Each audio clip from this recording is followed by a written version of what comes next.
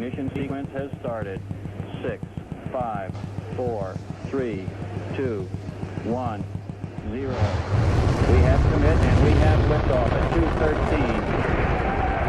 The Saturn V building up to 7.6 million pounds of thrust, and it is clear that... More work, more work, more work, more work, more work, more work, more work, more work, more work, more work, more work, more work, more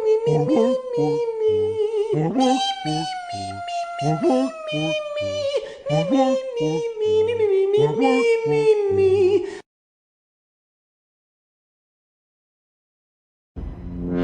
Gust.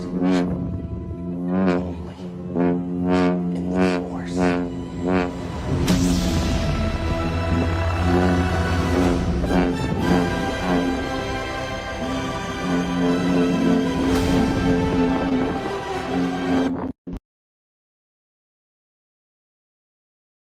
Bitch, you doing a good job. Bitch, you doing a good job.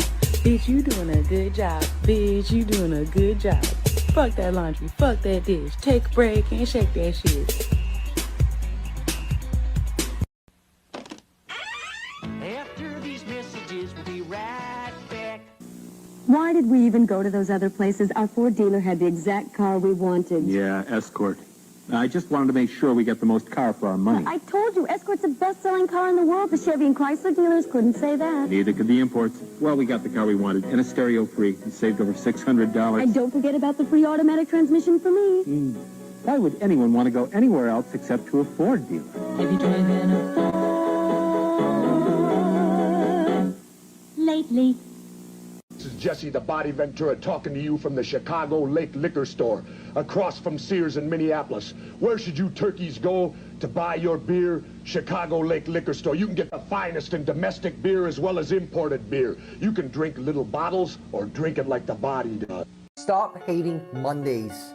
Be a professional and hate the whole week instead. Bruh. Gonna sit down so when I poo I can also pee.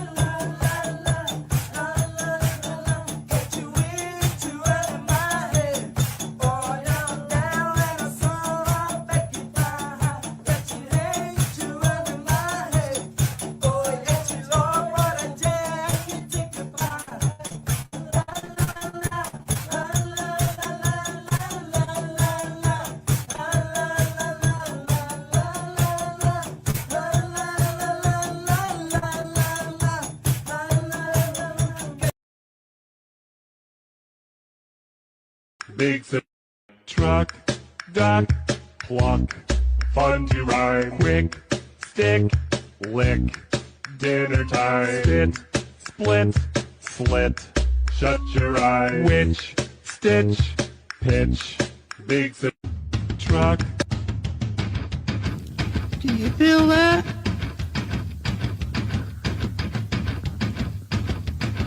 Do you feel that? Oh, shit.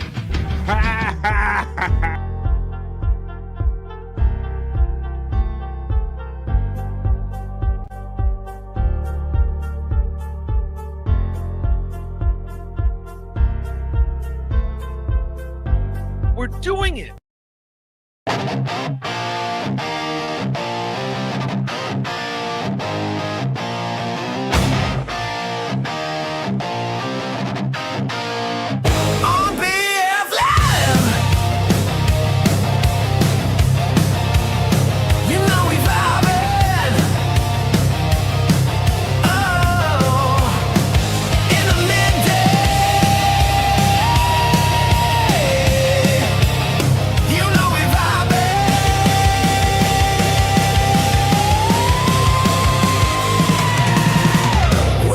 Shyt family and the greatest panel of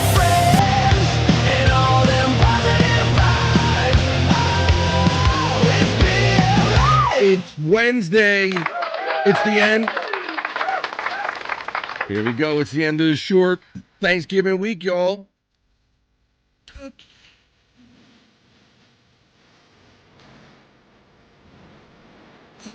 Hit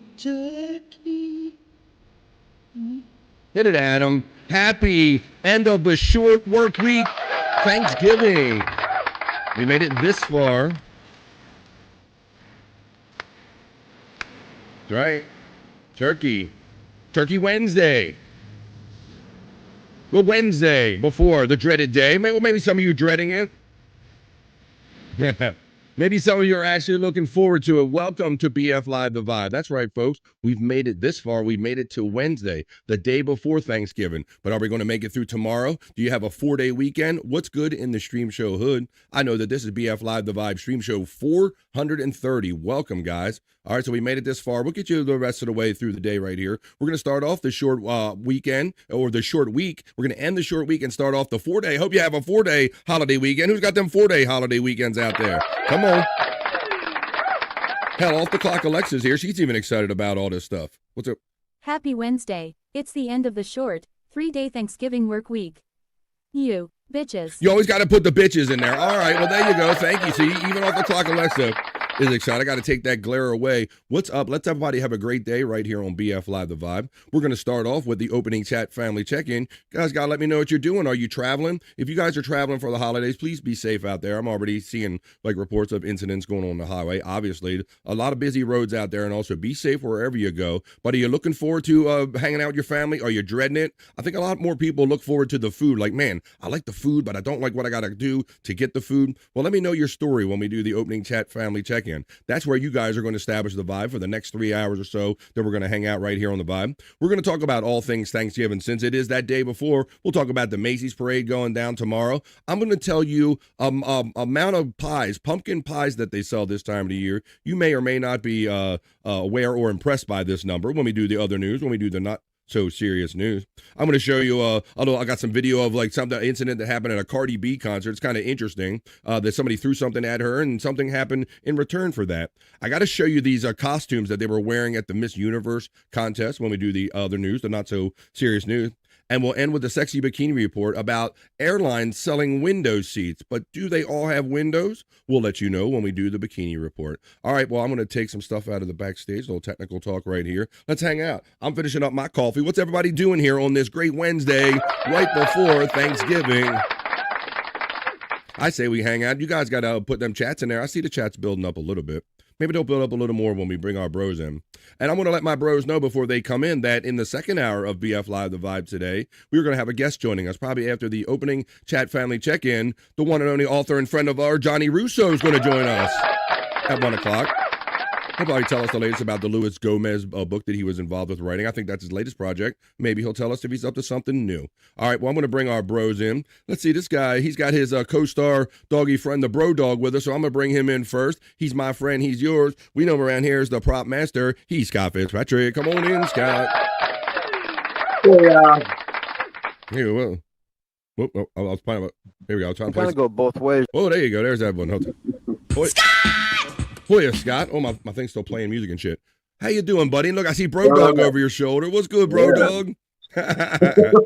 Now, Scott, I did see you check in with our friends just before BF Live The Vibe, Pete Morning High with Pete Cunt.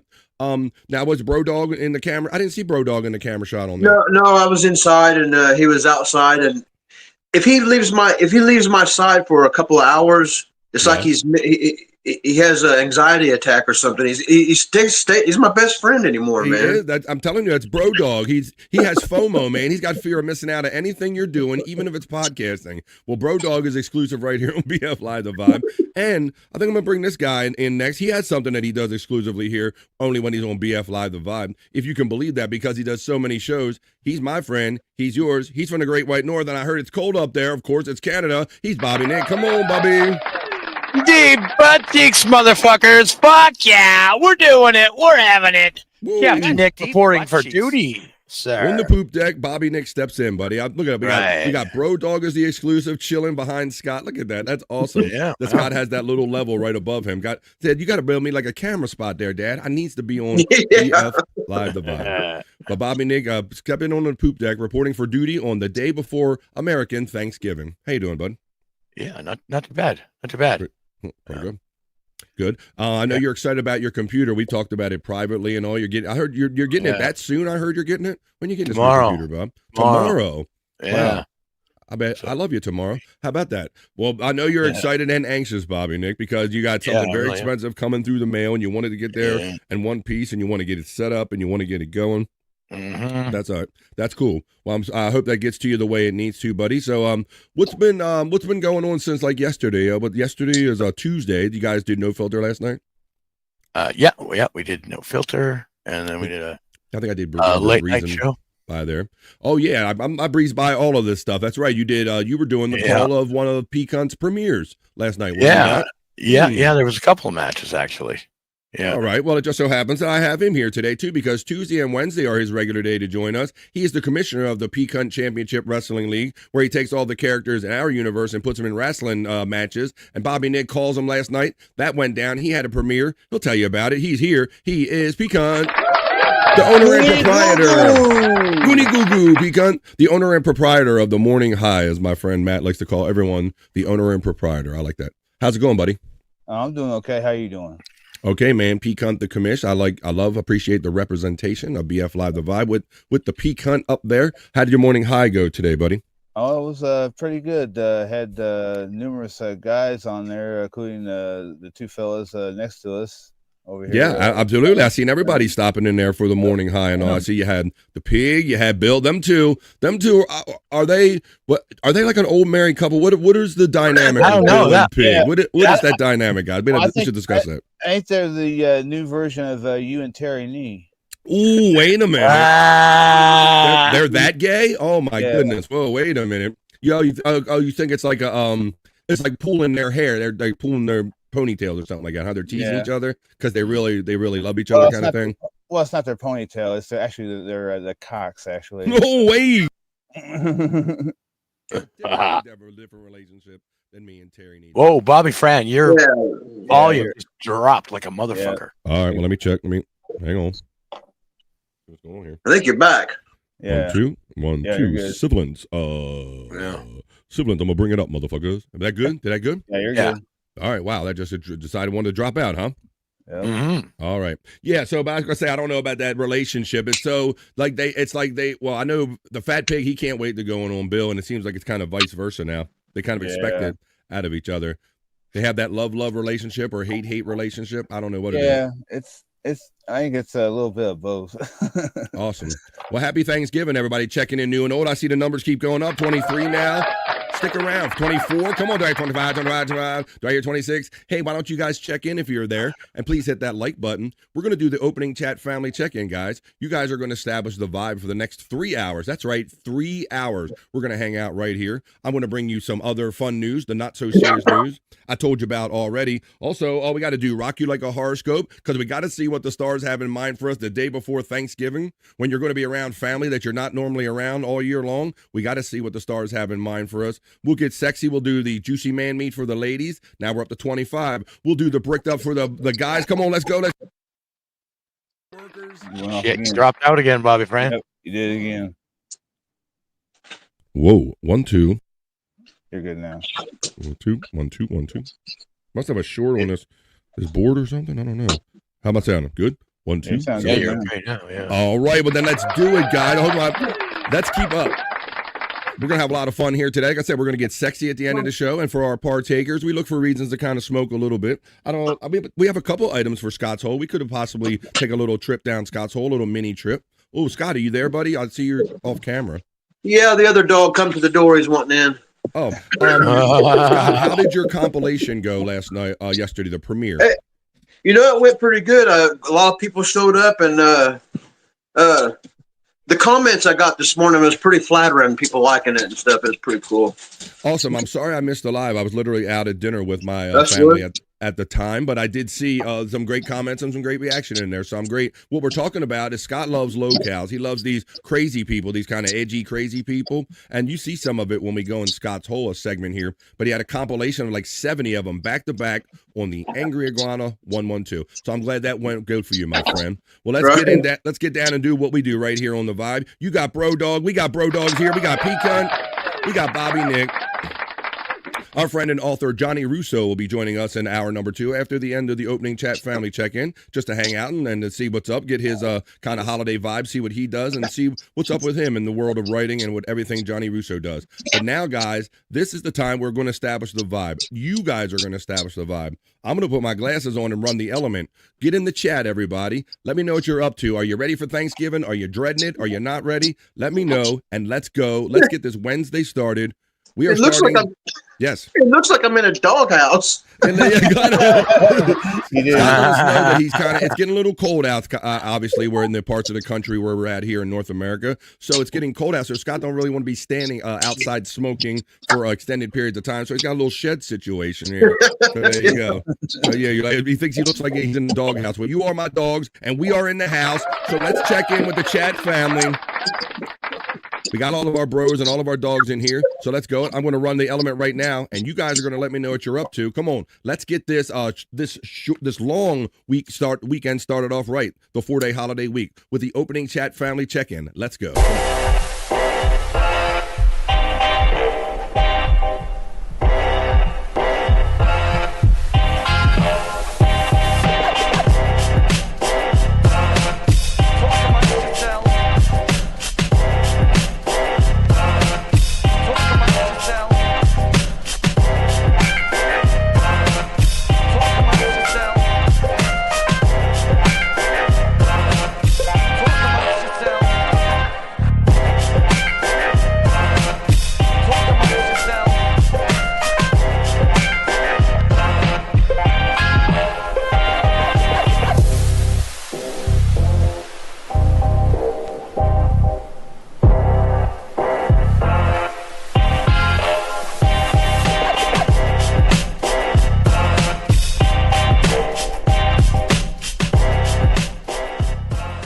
Amongst yourselves.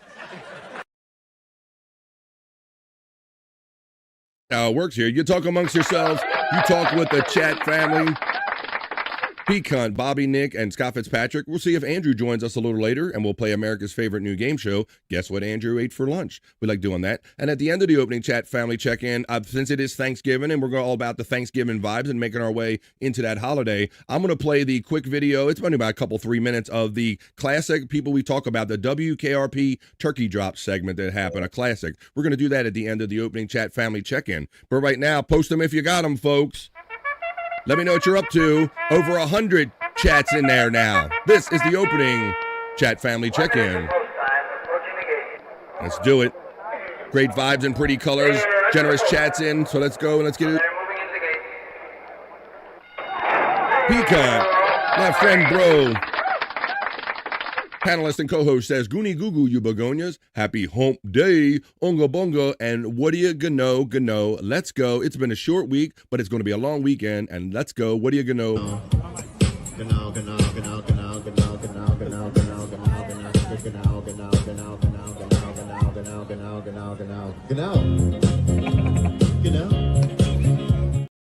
Then Pecan indicates he's the membership supporting guy right here. We're having all of those, the armchair comic emoji, Andrew the Giant, and all of those. And you can be a member here, if you so choose, on BF Live The Vibe for as little as $2. I have a $1.99 level, and I will love you long time. That's right. For the same price of a super chat, you can be a member and use all of those emojis too. Then Pecan lifts and gifts someone. He does it every show. Thank you, brother. You are so consistently generous. I can't thank you enough every time. He throws in Mr. Doodle, the most muscular poodle of all. Has been lifted and gifted by our friend Pecan 420. Thank you, brother. Well, let me give you your sound on that. Let me give you your member defender thing. There you go. Boom. You're the member defender. That motherfucking like button. Oh, you understand, motherfuckers? Yes, I know that you love me, but hit that like button, please. Let YouTube know that you like me. Well, howdy, Pilgrim. It's the middle of the week, folks. John Wayne steps in. We called up each other in the chat just the other night. How you doing there, John Wayne, again? Hoya Yahoya says the Space Nerd. Who steps into the vibe on a Wednesday for some positive vibes. So let's do that. Let's bring up our thing that we like to run for Space Nerd that Terry Nee produced and greet our friend, Space Nerd. And we'll boomer volume it and all that stuff. Here we go. Space Nerd, welcome to Wednesday, the end of the short weekend. Welcome to the vibe. Wow. Until now, our mission has been that of space law regulation, contact with Earth colonies, and investigation of alien life. Yes. But now, finishing up my morning coffee, hanging out with great people. Cheers, everybody. Probe out into where no man has gone before.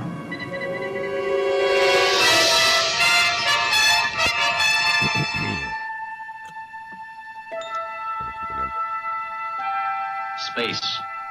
Nerd. These are the voyages. It's greeted and stepped into the vibe.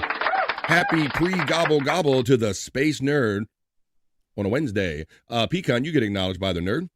Nerd. Halloween. Let me see. Ahoya, John Wayne says from the Space Nerd. God bless you, Scott. Happy Turkey Eve, everyone, says the Space Nerd. Come on, that's right. It's Turkey Eve. Let's get it. Bless you.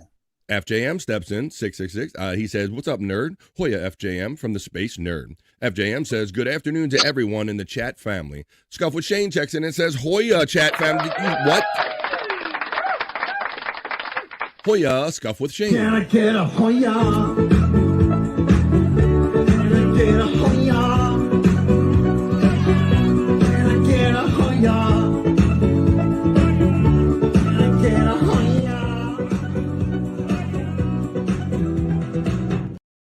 And then Rittenhoff steps in and says, happy hump day to myself and the chat family. Scuff with Shane says, BF, how are you, brother? I'm doing good, man. I hope you all have a great Thanksgiving. Hoya Nerd and Space Nerds from our friend John Wayne. Nerd gets a shout-out love from Scuff with Shane. Hoya Shane from Space Nerd. Scuff with Shane says, well, howdy, Pilgrim. I get the morning greeting from Space Nerd right back at you to the lovely nerd. Shane gets acknowledged by FJM. Jim, you get acknowledged right in return from Scuff with Shane. Space Nerd says, walking in space, I'm walking in the space. Yeah, but no, we don't walk in it. Well, we don't walk in space, but that would be a good one if Oscar Electric made that for me. But I know somebody that goes walking somewhere. I walk outside in the woods. I just walk outside in the woods. I be walking outside in the woods. I go to the woods and then I walk. John Wayne says, Hoya to Shane. Duke Sir from FJM. Rittenhoff shouts out Scuff with Shane with the Hoya. Rittenhoff then acknowledges Space Nerd with the Hoya. Scuff with Shane. Rittenhoff, what up? John Wayne says, g'day, Jim. Rittenhoff gets the glove to FJM with the Hoya. Rittenhoff says, John Wayne, Hoya. Rittenhoff says, Mandy Diff, Hoya. John Wayne says, what are you going to know to Rittenhoff? Rittenhoff shouts out Pecan with the Hoya. FJM, all the love is in here. Bobby Nick, deep butt cheeks for Rittenhoff. Deep butt cheeks to you, sir. And Scuff with Shane got you with Captain Nick right there on the poop deck. Deep butt cheeks to you as well. Scott, skeet. Skeet, gang, gang. Skeet, gang. We're having it and we're doing it. Scott! There it is from Scuff with Shane. The She Melon Spot's doing his thing. Is BF on fast forward? Yeah. Am I on? Did I go real fast? Am I on coffee or whatever? Brutal Pain steps in. What's up, buddy? I'm excited for the day. And I'm on caffeine. My friend Brutal Pain steps in. There's the Nightbot running my membership link right there. Reenie, the lovely Reenie steps into the vibe. Hey, Reenie. How you doing? Welcome to Wednesday and welcome to the vibe. Hoya Reenie from Space Nerd. Nerd gets good to see you from right back from Reenie. There's the 100 Proof podcasting link. You too, lovely. John Wayne says, hey, Hoya Reenie. Space Chief 75. Whoa. Now he's a bro for a long time. I don't know why it says new member because he's been around for a long time and a bro much longer than he's been a member. Let's run his fun video right here that we likes to do. Ted Terry Nee produced that promotes our brother, Space Chief 75. So let me find that real quick. He is our artist friend. Did you ever see my art right here? I have Space Chief 75 art. Let me show you my piece of art right here. Mine is right here. Look at that. He drew that for me. He says, BF, I'm going to draw you something for your show. He did that absolutely for me, but I'm going to show you what he can do for you if you hit his T-Public link and hook up our brother, Space Chief 75.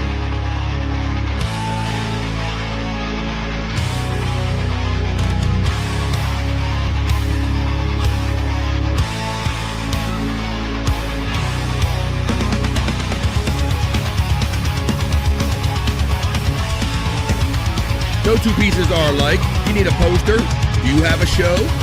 You want some tattoo art? Special event coming up? Hit him up on Twitter X. He is Space Chief 75.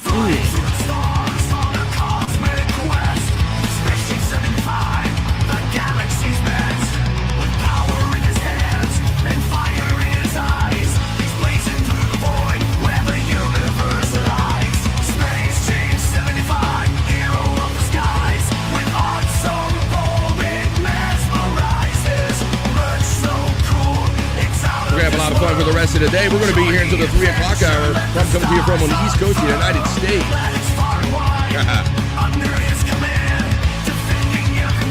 No two pieces are alike. No AI.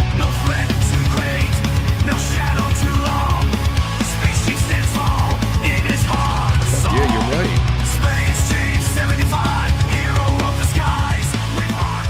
Art so bold it mesmerizes. Check him out. You're going to see a link running throughout the entirety of this show for Space Chief 75. It take you right to his TeePublic store. You can see all of that art, and you can see what that art looks like on hats, shirts, mugs, and everything. Our friend Space Chief 75. Pizza, says our friend FJM. He's already trying to play Guess What Andrew Had for Lunch. Andrew's not here yet. Rini checks in and says the panel is lit today. You are right, girlfriend. Let's go. We got some great friends. We're going to have Johnny Russo joining us, and a great chat family vibe is being established right now. Space Chief 75 hooks me up with a $2 super chat. Thank you, my friend. He says, hey, BF, long time no see. Well, I hope that's for a good reason, my friend, because you get busy drawing stuff and doing commissions, so you can hit him up on Twitter X and get his TeePublic right here. Space Chief 75, a long time chat family, bro. We appreciate that $2 super chat, buddy. Happy Thanksgiving to you and Mrs. Chief, man. Pecan 420 shouts it out. Who wants it? Let's both do it, Scott. All right. 1, 2, 3. Not terrible. Not terrible. Getting the energy going here on the vibe today. Shout out to the 30 awesome people wanting some pre-Thanksgiving holiday vibes right here in the midday. Scuff with Shane shouts out our friend Pecan. Terry Nee checks in and says, Space Chief 75. Terry Nee made that video. Chat family, uplifting and supporting chat family. Our friend Terry Nee made that video with AI for our friend Space Chief 75, who says hey to everybody in the chat. Mandy Diff steps into the vibe on a Wednesday. Before Thanksgiving, Mandy Diff steps in. Got a cock in. Oh, here we go. All right. Oh, I was ran juicy man meat for Mandy. That's early.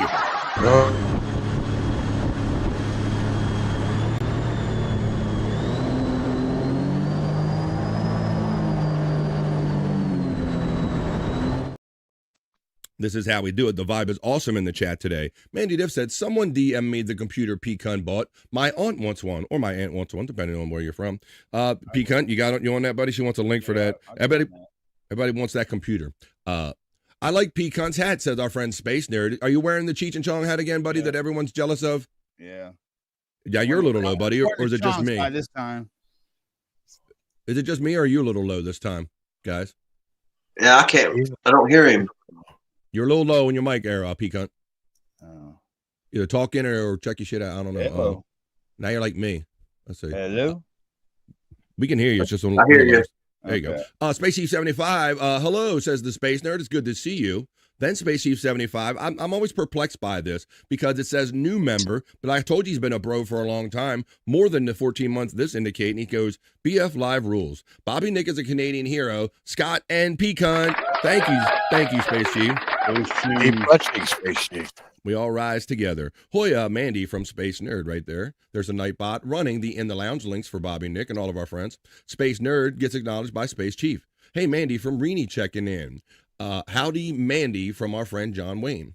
What's up, everyone? Says Chris Thompson. The lovely Rini says, good morning to Pecan. Your vibes are just great in here today, folks. We're going to have a lot of fun, but before we even get to the other news and not so serious news, we're going to talk about Thanksgiving, turkey drop, and all that stuff. Chris, you get acknowledged by Space Chief 75. Scuff with Shane says, Chris, what's up, brother? Terry Nee gets acknowledged by Space Chief 75. Mandy Diff says, Space Chief, Rini, Chris, and Shane. Oops, simply says Mandy Diff. Hey, Chris from Rini. Space Chief 75 shouts out Mandy Diff. Mandy Diff throws out all the emojis having fun. Scuff with Shane says hi to Mandy. Rini gets acknowledged by Space Chief 75. Rini says, happy birthday to Terry Nee. Nobody was going to tell me that it was Terry Nee's birthday. Happy birthday to you. Happy birthday to you. Happy birthday, Terry. Happy birthday to you. Happy birthday, Terry Nee. Widow Killer steps in a brother and says, the road to the Olympics has officially begun. The Olympic flame was lit at 4 a.m. our time, in the morning, BF. What's up, Widow Killer? We must have similar feeds or something like that, social media feeds, because I pass by that too, guys, where they're actually over there in Greece, and they're all dressed in like the ladies in the gown, Scott, like you would picture from the olden days or whatever. Right. The Olympic flame that's going to eventually make its way to the ceremonies and all that In stuff. their togas. Yeah, well, more or less, fancy togas. Scott, tell your dog I said hi, says the Space Nerd. Nerd said hi. He's wrestling now. FJM says, get your shit together, man. That might have been for me. Is Scott locked in an attic, says Space Chief 75. It's either attic or a fancy doghouse. The jury's still out there, Space Chief. It was hilarious, says Chris Thompson, about something we did earlier. No, he is in the doghouse, LOL, says our friend Shane. It looks like one at my old house. Nerd, says Rini checking in. LOL, Shane. Get up in Scott's hole. Rini getting acknowledged by Terry Nee checking in. Oh no, now Scott and Granny are both in sheds. I knew somebody was going to say that. Scuffle Shane says, I think we are losing Bobby Fran. He's getting a little garbled. That was earlier. You guys got me straight by now. Thank you very much. He looks a little better now. 100 Proof Podcasting link. Well, who is this? It's Rumpled Trenchcoat, a Colombo podcast, our friend. Oh, yeah. RTC checking in the day before Thanksgiving. What's up, brother? How you doing? I hope you and your sister and all of your family is doing well, your grandchildren. He says, working tomorrow, so we're about to celebrate today, but wanted to stop in and say happy Thanksgiving and Hoya to you all. Well, what a generous way to stop in and say happy Thanksgiving with a $5 super chat. Thank you, my friend. And Hoya. Can I get a Hoya? Can I get a Hoya?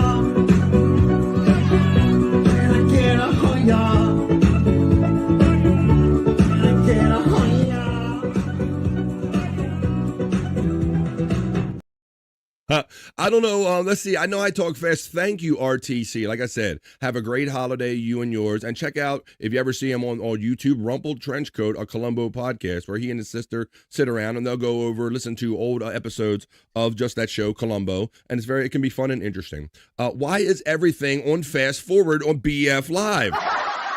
Is everybody else having the experience that Space Nerd is, or did she just cop some good weed, Scott? I'm not seeing that. I think you're all right. Got my levels good now because I know my level went down. You guys did tell me that, but she's the only one talking about fast forward. Let's see. Rini says someone in the neighborhood is smoking a turkey and the breeze is carrying it to my house. Yeah, people are smoking them today. Please be safe if you do that. I'm going to run you some video of what not to do when you cook your turkey. The energy is just great in here in the opening chat family check-in. Scuffle Shane says happy Thanksgiving to you and your family as well. Rumble Trenchcoat gets acknowledged by Space Chief 75. Hoya and happy Thanksgiving from the Space Nerd. RTC says thank you, Scuff with Shane and Space Nerd. Happy Thanksgiving from Rini to everybody. FJM says, Scott, buy one of those cheap or not so cheap portable greenhouses in different sizes. Put a chair in there and everything else. Yeah, Scott. Now they got these ones that are like, these sit out in the woods basically, so you can if you put your portable toilet in, like a hunting toilet or something like that. That's not too far. That's not too far from what I'm in here. There you go. It just got fancy. There you go. The panel first checks in and says, W stream, come on, like the stream. Come on, people. Let's go ahead and hit the like button and support the show. Thank you for the Panelverse. Always enthusiastically coming in and checking out BF Live The Vibe. I think I will smoke, said our friend. Don't tempt me. You guys brought BK. All of our family is here. Look at this. Weenie says hi to Brian. FJM says the wife and I are doing Thanksgiving today because she's working tomorrow, of course. Well, thank you for checking in, FJM. Oscar did a great nerd intro. Oscar did a great one? Do I have his? I do. I got so much shit. Hello to that asshole Brian Clauder, says our friend Space Nerd with kindness. Terry Nee, I know. God bless the iguana, says our friend Rini. Bless you, says RTC. Nerd No, says Terry Nee. Hoya says Space Nerd. A full day gym. What do we have? Is it just me or are these sped up? I don't know. It must be just you. Stephanie checks in. We get a salute over here. Stephanie 298 S8C is what I know you as. Salute to you, Stephanie, and happy Thanksgiving. RTC says LOL. The prop master, you get acknowledged by Stephanie multiple times. No, Stephanie. Ooh, prop master looks nice and stony. Well, I hope to be joining him real soon when we get to a part of the show where I can take my foot off the gas a little bit. We will do that. Oh, yeah, you still got them nuggets, huh, Scott? Yeah, you got nuggies. I like it says nuggies on it. It doesn't even say nuggets. It says nuggies. Like Brian chicken Clauder, nuggies. super supportive, bro. Happy Thanksgiving to you and all of your cats and everything. Thank you, my friend Brian Clauder. He is a lover of the chat family and cats and just everybody. Thank you, Brian.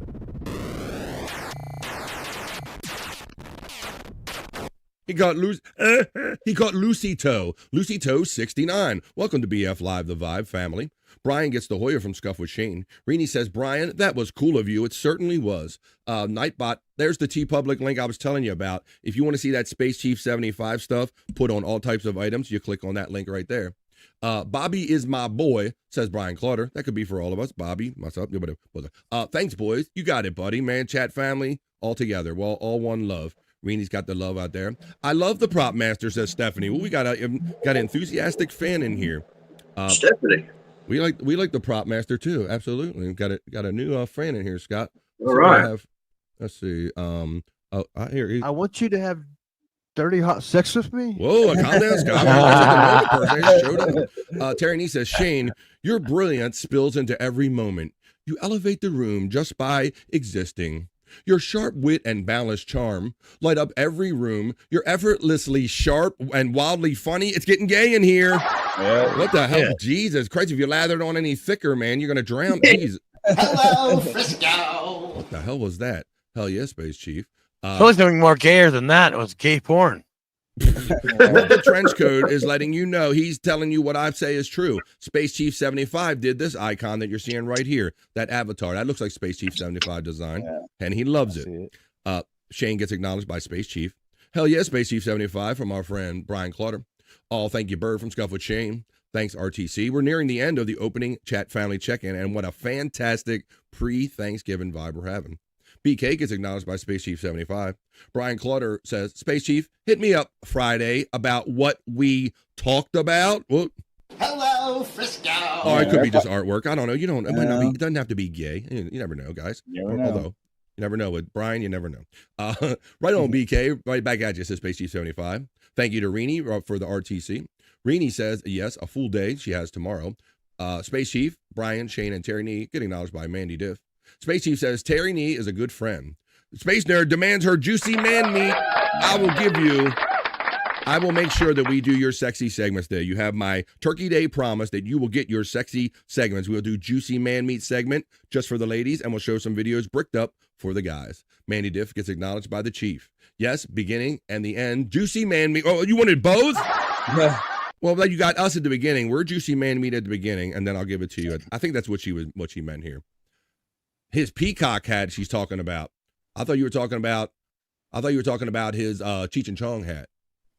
Well, there's his background right here. Well, there you go. We're just about at the end of the opening chat family check-in. There's Bobby next link.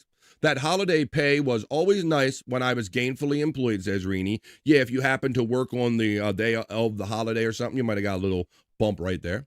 Peacock's son. Won't you come and wash away the rain, peacock sun? Oh, that's not it. I want to be gainfully employed. Rini, it's brutal, and they are not hiring people in their 50s. Space Nerd, good to see you too from Space Chief 75. Holy crap. You were having eyes earlier, Nerd. They're talking about life and everything. We're getting through it. Shane, your face is so confusing. It should come with directions. Every angle's a plot twist, and none of them are good. Man, wow. What happened? That fast. Yeah. That got ugly quickly, didn't it? The turn. That went bad quickly. It went from the lovey-dovey and, you're the sunshine of my life and all that shit. I'm telling you. Days of Terry Nee's Live. Widow Killer, yes. Well, thank you, I guess. I'm going to let you guys, I want to acknowledge anybody that we haven't talked about. When the Olympics are in Los Angeles, we have to get the Olympic torch in Perry's apartment. Hell yeah. You're not bringing an open fire in my apartment. Shut the fuck up. You're not doing it. That's going to be great, Widowkill. You're absolutely right. The Olympic torch has to go through there. All right. Granny and Scott in sheds and poop coolers. Oh my, says our friend Mandy Div. Granny, Scott, and sheds, poop. Oh my. Hoya, I'm going to scuff with Shane. I'm just going to acknowledge anyone that we didn't say hello to, and I'm going to continue letting you guys talk. You guys can tell the vibe. You guys are having an awesome time in the chat. I love that. That's what's different about this chat family.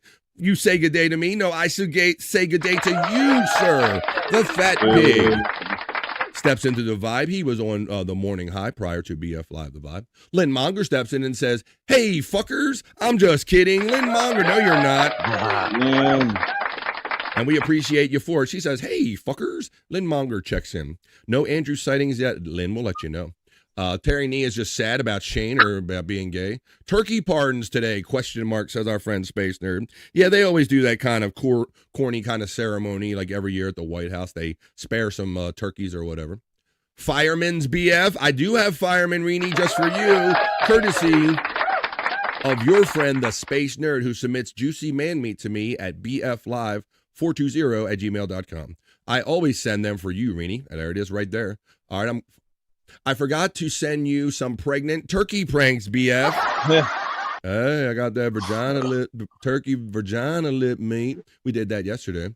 All right, well, with that, guys, I think we finally made it to the end of the opening chat family check-in. Fantastic vibes. There's still 31 of you in here. Let's keep these vibes going, and let's have a pre-Turkey Day fun and celebration. That was the opening chat family check-in.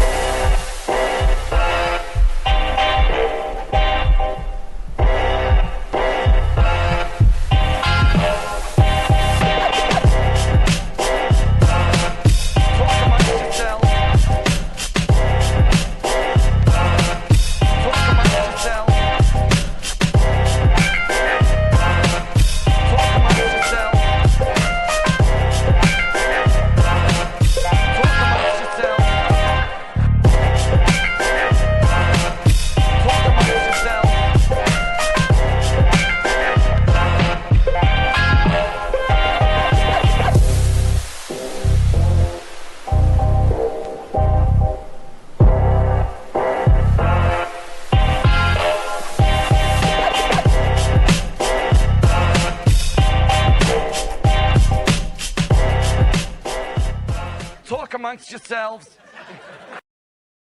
Oh, yeah. Misfire. How about that? Can you feel that? No, that's not gas. That's the vibe that was just established from the opening chat family check-in for this Friday. On this Friday? It feels like a Friday. Damn, I'm fooling myself. It feels like a Friday to me. It is the Friday of a short week of Monday, Tuesday, and Wednesday, if you will. The day before, right before Thanksgiving. I hope some of you have the whole weekend off, or you're just here for the day. Welcome to BF Live the Vibe. I'll hit you up. Tyranny gets the love from the fat pig. Saw them going at it on the morning high this morning.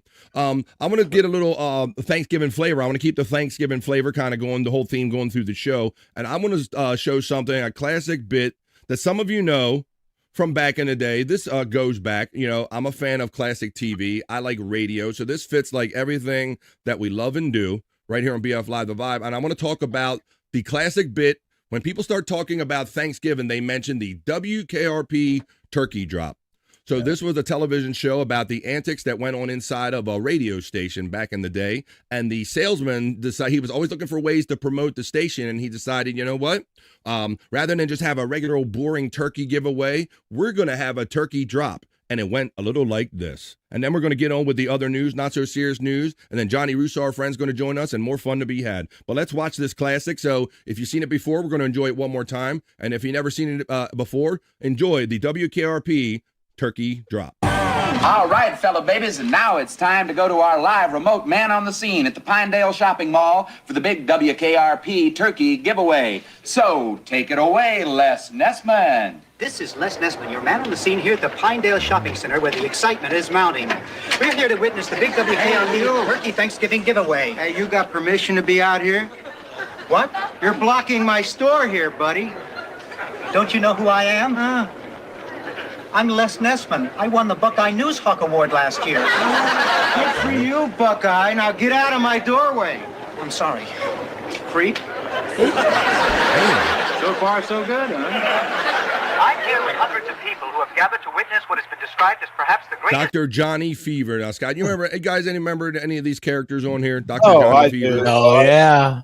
Oh yeah. I watched all these shows 100 times. I always thought Bailey was the hot one myself. Yeah, me too. It took me a minute to slow down, right? You got to look away from the eye candy that was Lonnie Anderson and really kind of concentrate on Bailey. And then Scott, you're right. When I looked at extra couple, and when they did like the sporting things and had her in different clothes, I'm like, I like me some Bailey. Much like Marianne to Ginger, I like me some Bailey. Yeah. All right. But Pecan, I heard you talking. Johnny Fever, you know, one of my favorite episodes was the when they had the state policeman in there, Bobby Nick. And they said, right, Pecan? And they said drinking impairs your speed and your ability to react, right, Pecan? Yeah, it was Johnny and Venus were drinking. Yeah. And Johnny was seemed like he was sober compared to Venus. Right. So they kept drinking. I think Fever was improving as he drank. Yeah. Right. That was the theme of the show, Scott. You're absolutely right. And I'm trying to slow this down to add context to this. Obviously, I'm doing this on purpose. But yeah, that was a great episode, Scott, because every time, the more he drank, they said every hour, we're going to test your reflexes and they're going to get worse. And Johnny got better and better the more he drank. It was freaking funny. But that's Johnny Fever, Venus Flytrap right there, played by Tim Reed. So there you go. Let's keep going here. Turkey event in Thanksgiving Day history. All we know for sure is that in a very few moments there are going to be a lot of happy people out here. Now the crowd is curious but well behaved, and I think I hear something now. The crowd is moving out into the parking area, and oh yes, I can see it now. It's a helicopter, and it's coming this way. A helicopter. It's flying something behind it. I can't quite make it out. It's a large banner, and it says, Happy... Thank you, Rena. Happy Thanksgiving. Giving. That's what Rena said. W-K... He doesn't know what it says. P. What a sight, ladies and gentlemen. What a sight. The copter seems to be circling the parking area now. I guess it's looking for a place to land. No, something just came out of the back of the helicopter. It's a dark object. Perhaps a skydiver. Plumbing to the earth from only 2,000 feet into the air. Second to the third. There's no parachutes yet. Can't be skydivers. I can't tell just yet what they are, but... Oh, my God, they're turkeys! Oh, Johnny, can you get this? Oh, they're crashing to the earth right in front of our eyes! Les Nessman. Yes, the WKRP, he won with the Buckeye Award or whatever. Les Nessman, calling it much like the Hindenburg, kind of taking notes from the Hindenburg, if you will. You have a parked car! This is terrible. The cars running around, pushing each other. Oh, my goodness! Oh, the humanity! The turkeys are hitting the ground like sacks of wet cement. I don't know how much longer the crowd is running for their lives. I think I'm going to step inside. I can't stay out here and watch this any longer.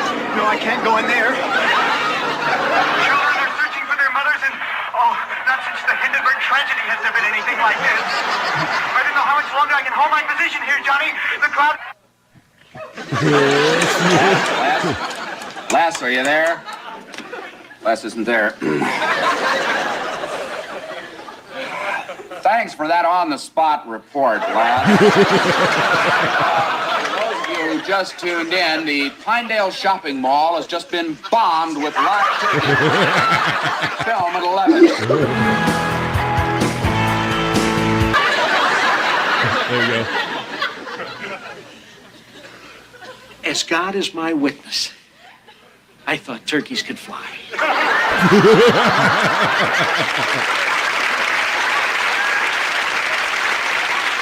There you go. That's a classic right here. So I figure, why not get the Thanksgiving vibes going with that? That is a total classic, Scott. Yeah. I swore that turkeys could fly. So there you go. If you've never seen that before, I hope you enjoyed that. And I hope you enjoyed it if you did see it before. Smoke up, Prop Master, says our friend Stephanie right here. All right. Let's see. I can't remember something last week, but I can remember Les Nessman from 40 years ago. Brains are weird.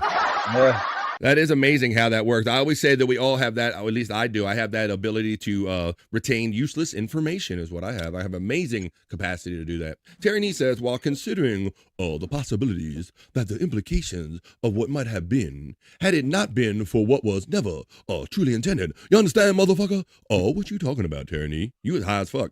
Could paradoxically affect everything. What do you think, I'm fucking Bob Levy? You think I couldn't, you think you think I'm trying to RFL me? You think I can't read? I got some school book learning. I can know how to read some big words, goddammit. You know what? I'm going to prove it to you now. I know how to read some big words because we're going to do the news. Now, don't go running, everybody. Don't go, any new people, don't go running. We're going to have fun. I need your comments. I need to know what you think about these stories because we're going to do the fun news. We're about to do the BF Live other news. We're about to do the not so serious news.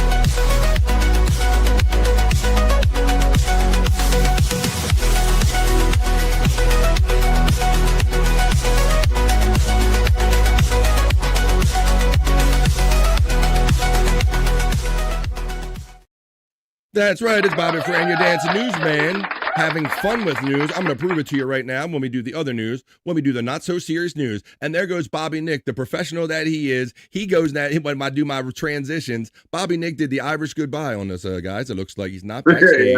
But you know what? It's almost, these guys know exactly what they're doing. My bros are professional, and they're always here for me. Because look, one steps out and the other steps in. Are you ready to play, everybody? To play America's favorite new game show before we start the news? That's right, it's the one, the only, Andrew the Giant steps in to the vibe. Andrew. Yeah.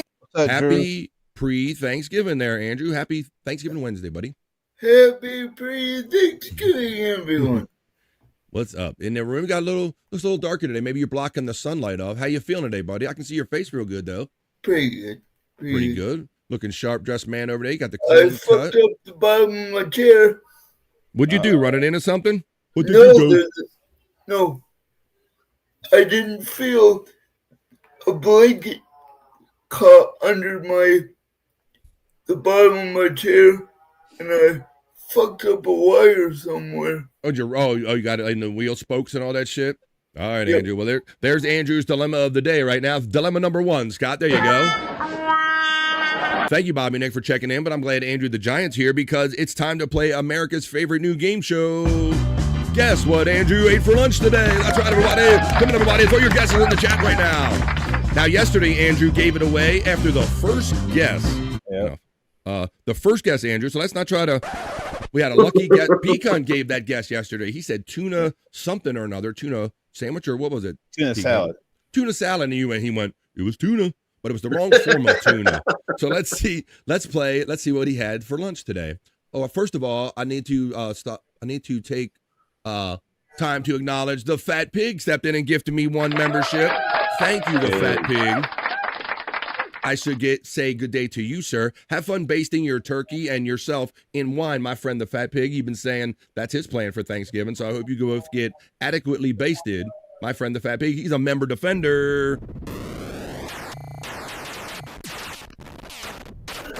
Thank you. I appreciate that. I wanted to go back there and get that before we get on. Pecan to Cal Brother. There you go. Pig. All right, I'm looking for the first guess in here. We have, did you have turkey and stuffing? It says Space Nerd, Andrew. Turkey and stuffing today? Nope. Not yet. Pretty good guess, though, on the day before Thanksgiving. Maybe they got to jump on it. Breaking news from Widow Killer. A federal judge in California has overturned the pardon and gave to the turkey this morning. Hi-yo. Well, that ain't going to, he did. There you go. Oh, no, Widow's a Space Nerd. FJM Jim checks in and says, pizza, Andrew. Nope. If you're just joining us, we're playing Guess What Andrew Had for Lunch today. Andrew joins us every day, and we like to play Guess What He Ate for Lunch. We used to guess based on the content of his beard and his face, but now he's pretty clean. The next guess is ravioli, Andrew. Nope. He's space nerd. Turkey dick sandwich says pecan. Two helpings. Oh, no, he says no. I thought it was a good guess. Peanut butter and jelly says FJM. Peanut butter and jelly time. Nope. Chicken sandwich says space nerd. Nope. Fat Pig says, I did send a super chat as well. Oh, you understand, motherfucker? I will look for it. Oh, thank you. Well, that's the guesses. I'm looking for a couple of guesses while I look for that super chat. Thank you, guys. I'm going to go over to my starred things. RTC hooked me up. And then BK, did I get the one that BK did? I think I did. And then here it is. The Fat Pig says, for the white turkey pardon. Thank you. Wake up, white turkeys. Wake up, white turkeys. Thank you. The generous Fat Pig. Thank you, brother. Appreciate that. And there's the gifted membership, and we acknowledge all of that. Andrew, let's go on to any more guesses we have. Oh, we got some more guesses. It wasn't chicken sandwich. Thank you for the super chat. Meatloaf and mashed potatoes, Andrew, our next guess. Meatloaf and no. What? Meatloaf, no. Half of it? Is that what you said? No. No on everything? No. No to the no. FJM says grilled cheese and tomato soup, Andrew. No to the no. That sounds yummy, Jim. Andrew, your skill and confidence in maneuvering your wheelchair is truly impressive. It's inspiring to see how effortlessly you handle any challenge, says Terry Nee, Mr. Inspiration in here today. With his, He's going to backhand you in a second. That was the pattern from earlier, wasn't it? Yeah. And I'm halfway dead. Widow Killer says, my spies have informed me that Perry was seen wearing a disguise near the Laugh Factory. Shut the fuck up. He's over there for those free meals, isn't he? Just like he was last year. Andrew, turkey sandwich, says the Fat Pig. I need my bottle of water near me. Please? I'll take you off screen. I'm taking Andrew off screen to protect the anonymity of people helping him. You understand? FJM says chicken salad. Yummy, yummy. We'll have to check. Andrew's got some light on. He's getting attended to backstage. Well, how about this? You guys, we'll let him play when he comes back. I'm here at the news desk. Let's bring you the first story, and let's start talking about the Macy's Day Parade, because I'm looking forward to that, guys. Pecan, that's what I'm going to do tomorrow, bro. I'm going to wake and bake, and I'm like, how is that different than any other day, right? But tomorrow, I'm going to wake up, and I like doing that and watch all the pretty colors go by and sip some coffee and watch the Macy's Parade and just kind of decompress. Is Macy's Day Parade mean anything to you, buddy? You going to check it out? When I was a kid, I definitely was into it. Not so much these days, you know. Trying to say I'm immature, motherfucker? Is that what you're trying to say? No, go ahead. No, I just have to, Not so much. just never have time to watch it anymore. Well, it's funny that you say the kid thing, buddy, because this is one of the few things that still kind of gives me that old school connection to those old things from when we were a kid. I guess that's why I still like this. You sit there for a minute, and especially if you're a little high, you can kind of fool yourself and make you feel like you're 10 years old again there, Pecan, a little bit. That's all we try to do is fool ourselves a little bit with a little weed and getting through life. Well, with November more than halfway through, it's an old article, but it is happening. I'll let you know that it happens tomorrow at 8:30, I think it says right here. Macy's Parade. It's going to be the 99th edition, guys. So the event will be telecast on NBC starting at 8:30 a.m. tomorrow in all time zones. And we'll also stream on Peacock for Fubo subscribers. And then the dog show comes on after it. Savannah Guthrie, Hoda Kotb, and Al Roker. But we talked about some of the historic balloons that was in it. So that's going down tomorrow, the Macy's Parade. I don't know about chicken salad sandwich, chicken parm. I'm going to bring Andrew back. Andrew, how about, you okay, buddy? I have a question, BF. All right, come on. If I'm afraid, will the algorithm pick me up as AI if I respond to lots of comments at once? I don't know what algorithm you're referring to, Andrew. I know as far as my personal experience, sometimes I use Twitter and X so much, Andrew, that they think I'm a bot because I put out so many hashtags and I share so many of these great people in the chat family all in one tweet. They think I'm a bot, Andrew. So a little bit of this, a little bit of that, buddy. I'm going to talk about pumpkin pie. Do you guys like pumpkin pie? I don't. I've never tried it. I don't. It's something about the look of it. I don't want it. I tried it when I was younger, Scott, and it was kind of just bland and okay, and wasn't really much to me. How about you, my friend P. Cunt? Pumpkin pie, man? Oh, I love pumpkin pie, especially with either Ready Whip or Cool Whip. Well, you're one of these guys. Ready Whip. Uh-oh. You're one of these guys. I'm going to tell you some facts and some numbers about pumpkin pie. I say, like, between this and like the fruitcake bar, I don't know who consumes this kind of stuff, but it happens this time of the year. I'm going to give you some numbers, and I'm going to show you a cool video about how many pumpkin pies they sell in this time of the year for Thanksgiving. Here's a reminder that Costco Warehouse Club sells over 6 million pumpkin pies a year in November and December, with a third of those sales happening 3 days prior to Thanksgiving. I'm going to show you a time-lapse thing.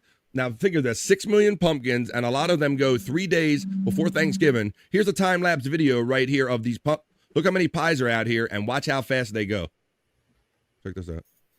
No sound to it. Look at this. 6 million a year. What? That's craziness. Go on, Andrew. So somebody eating that shit, just like those fruit cake bars, fruit nut bars, or whatever the hell that is. Fruit loaf. Look at that shit. Look, and you can see they restock them at one point. There was like a fruit quick. Cake. What was that? Was it like a fruit cake at Christmas that somebody eats? Yeah, Scott. I've seen them get passed around all my family. I ain't never seen anybody stop and cut one and eat one. No. Bro. So there you go. 6 million pumpkin pies. Somebody's eating them son of a bitches.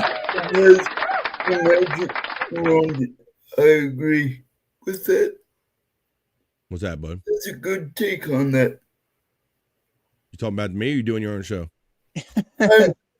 I'm responding to Instagram questions. Jesus. Fuck, I thought he was talking about what I was doing. Damn, I thought I did something good and I was getting complimented. Yeah. So. Son of a. What? So. I went down a rabbit hole yesterday. Was it handicap accessible? Hey-o. About responding to comments via shorts. Mm-hmm. But the problem is, it only works on phone. Well, thank you. Their pies are the best, says my big sister checking in. She gets the smooch. How you doing there, big sis? Their pies are the best. Pick a lane, Andrew. Right, either my show or your show. Yeah, it'd be like that, says Juggalette Jen checking in.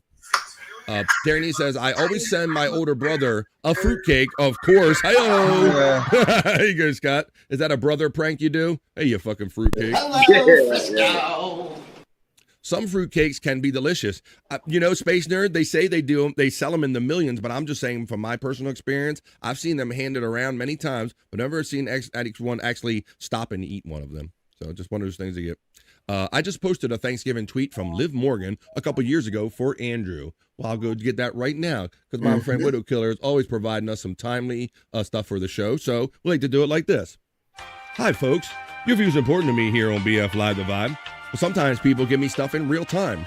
I'm currently going over to the Discord and looking for this Thanksgiving tweet from Liv Morgan for Andrew. I'm going to go over to 100 Proof Podcasting in the BF Live The Vibe section. And I'm going to scroll down. He always sends me some cool shit. Oh, shit, Andrew. You're going to like this one. Here we go. All right, buddy. Thank you to my friend Widow Killer. Andrew, check out this he's sharing. This says, no, I didn't burn my stomach on a Thanksgiving panhandle, Andrew. Here's a sexy picture, gobble gobble, of Liv Morgan. What do you think, Andrew? Sitting in her locker? Ooh. There you go. She could be a model at the end of her WWE career. For Wasn't real. she one at the beginning of it? Like, There you go. Thank you, Widow Killer, for that. Happy Thanksgiving. She didn't burn that belly on cooking. She ain't burn that belly cooking. Nothing. I think she could make a killing on OnlyFans. Give me Bezos. You think every hot girl could. Fresh fruit cakes are really delicious. The fruits are soaked in red rum. Yeah, once again, I've just never seen anybody eat one. Yes, says Give me Bezos. Space Nerd agrees with you. And we get on with our next story in the other news. Now, tomorrow is Thanksgiving. The day after Thanksgiving, of course, is Black Friday. If you're going to be out for Black Friday and you're looking for some slow down or have a little refreshment, 6-7, bros. Wendy's is offering 6-7, Scott. Well, if you want to get your 6-7 on tomorrow, Wendy's hops on the viral trend, Scott. Check this out, what they're trying to do. Now, I think I told you a couple weeks ago that Wendy's is closing some locations around here in the United States, and they're struggling right now, being kind of trailing behind McDonald's and Burger King and Chick-fil-A. Well, they're hopping on the 6-7 train, Scott. You can get a Frosty for 67 cents only on Black Friday. So Scott, I'm just imagining a bunch of people going there going, yeah, 6-7, where's my Frosty, bitch?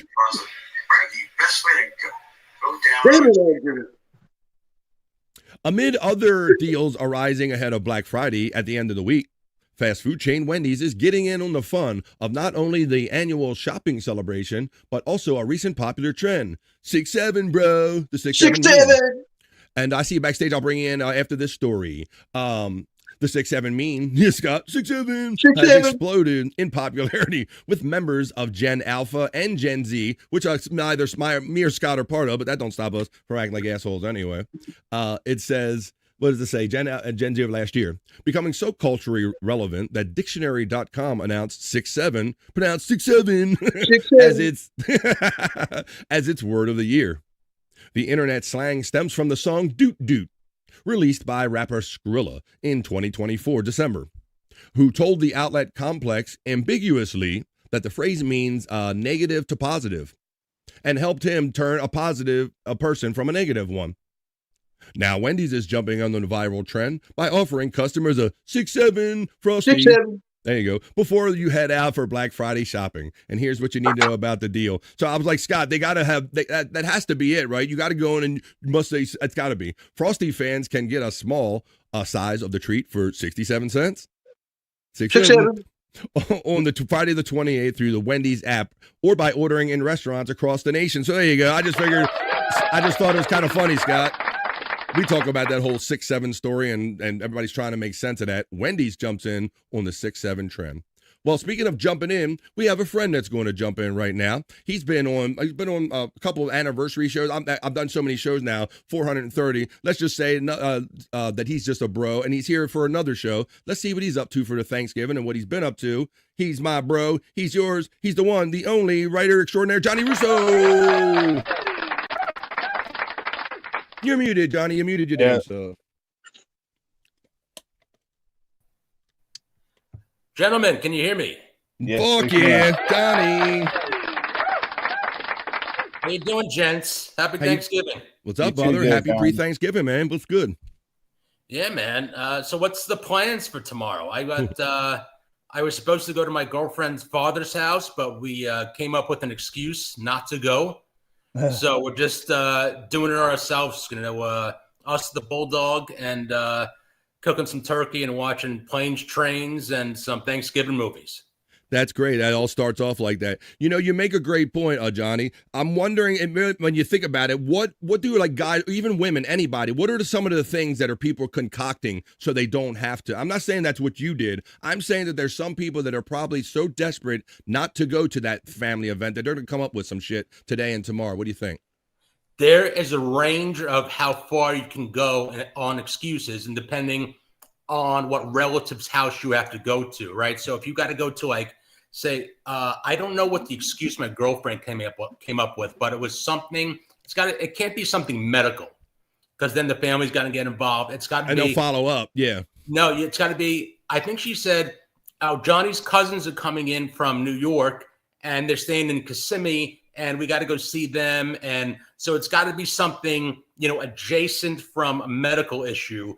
but something that's important enough with the other side of the family that you can give an excuse to the other side of the family that you don't want to spend time with. and then you know you got that one or two family members that no matter how good your story is, they're going to call bullshit on you. They'll be like, you just didn't want to come anyway, right?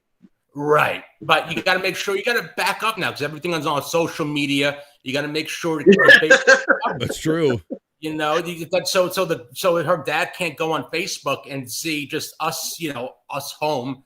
And, and look up who my cousin was supposed to be and see him, in Hackensack and shit. So you got to cover your bases when you're making lies to family members. Got to cover everything. Got to think of everything now in the social media age.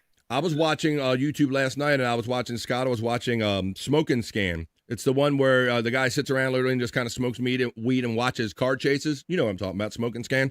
Yeah. Some of you should. Yeah. Right, P-Cunt? So he was doing that last night, Johnny, and there's dude was like just tearing it up, just going through like Los Angeles or something. And I'm like, there's a guy right there that's like, no, man, I'm not going through your family's house tomorrow. No, I'm not doing that. Like, I believe that there's some mofos out there that rather get arrested, Scott, and use that as an excuse to not go around your family. I believe there's some people that are desperate out there. Yeah, that definitely is. But, that could be verified, too. You got to be very sneaky with you almost got to go to like ChatGPT and say, give me like 10 excuses that I could verify with and I could present me out of this. It's beyond the human mind now because everything can be checked up. Everything can be verified or not verified. It's a tricky game when you line a family to get out of holidays. But it can be done. It can be done. Well, Johnny's with us, and Johnny's always checking in on Perry Carabella Live. He's a bit of a Perry head, and Widow Killer likes when you check in, too, and he says, I've said it once, and I'll say it again. I love when Johnny sends Perry a backwards super chat. I saw yours the other night, buddy, where Bob had him read it both ways.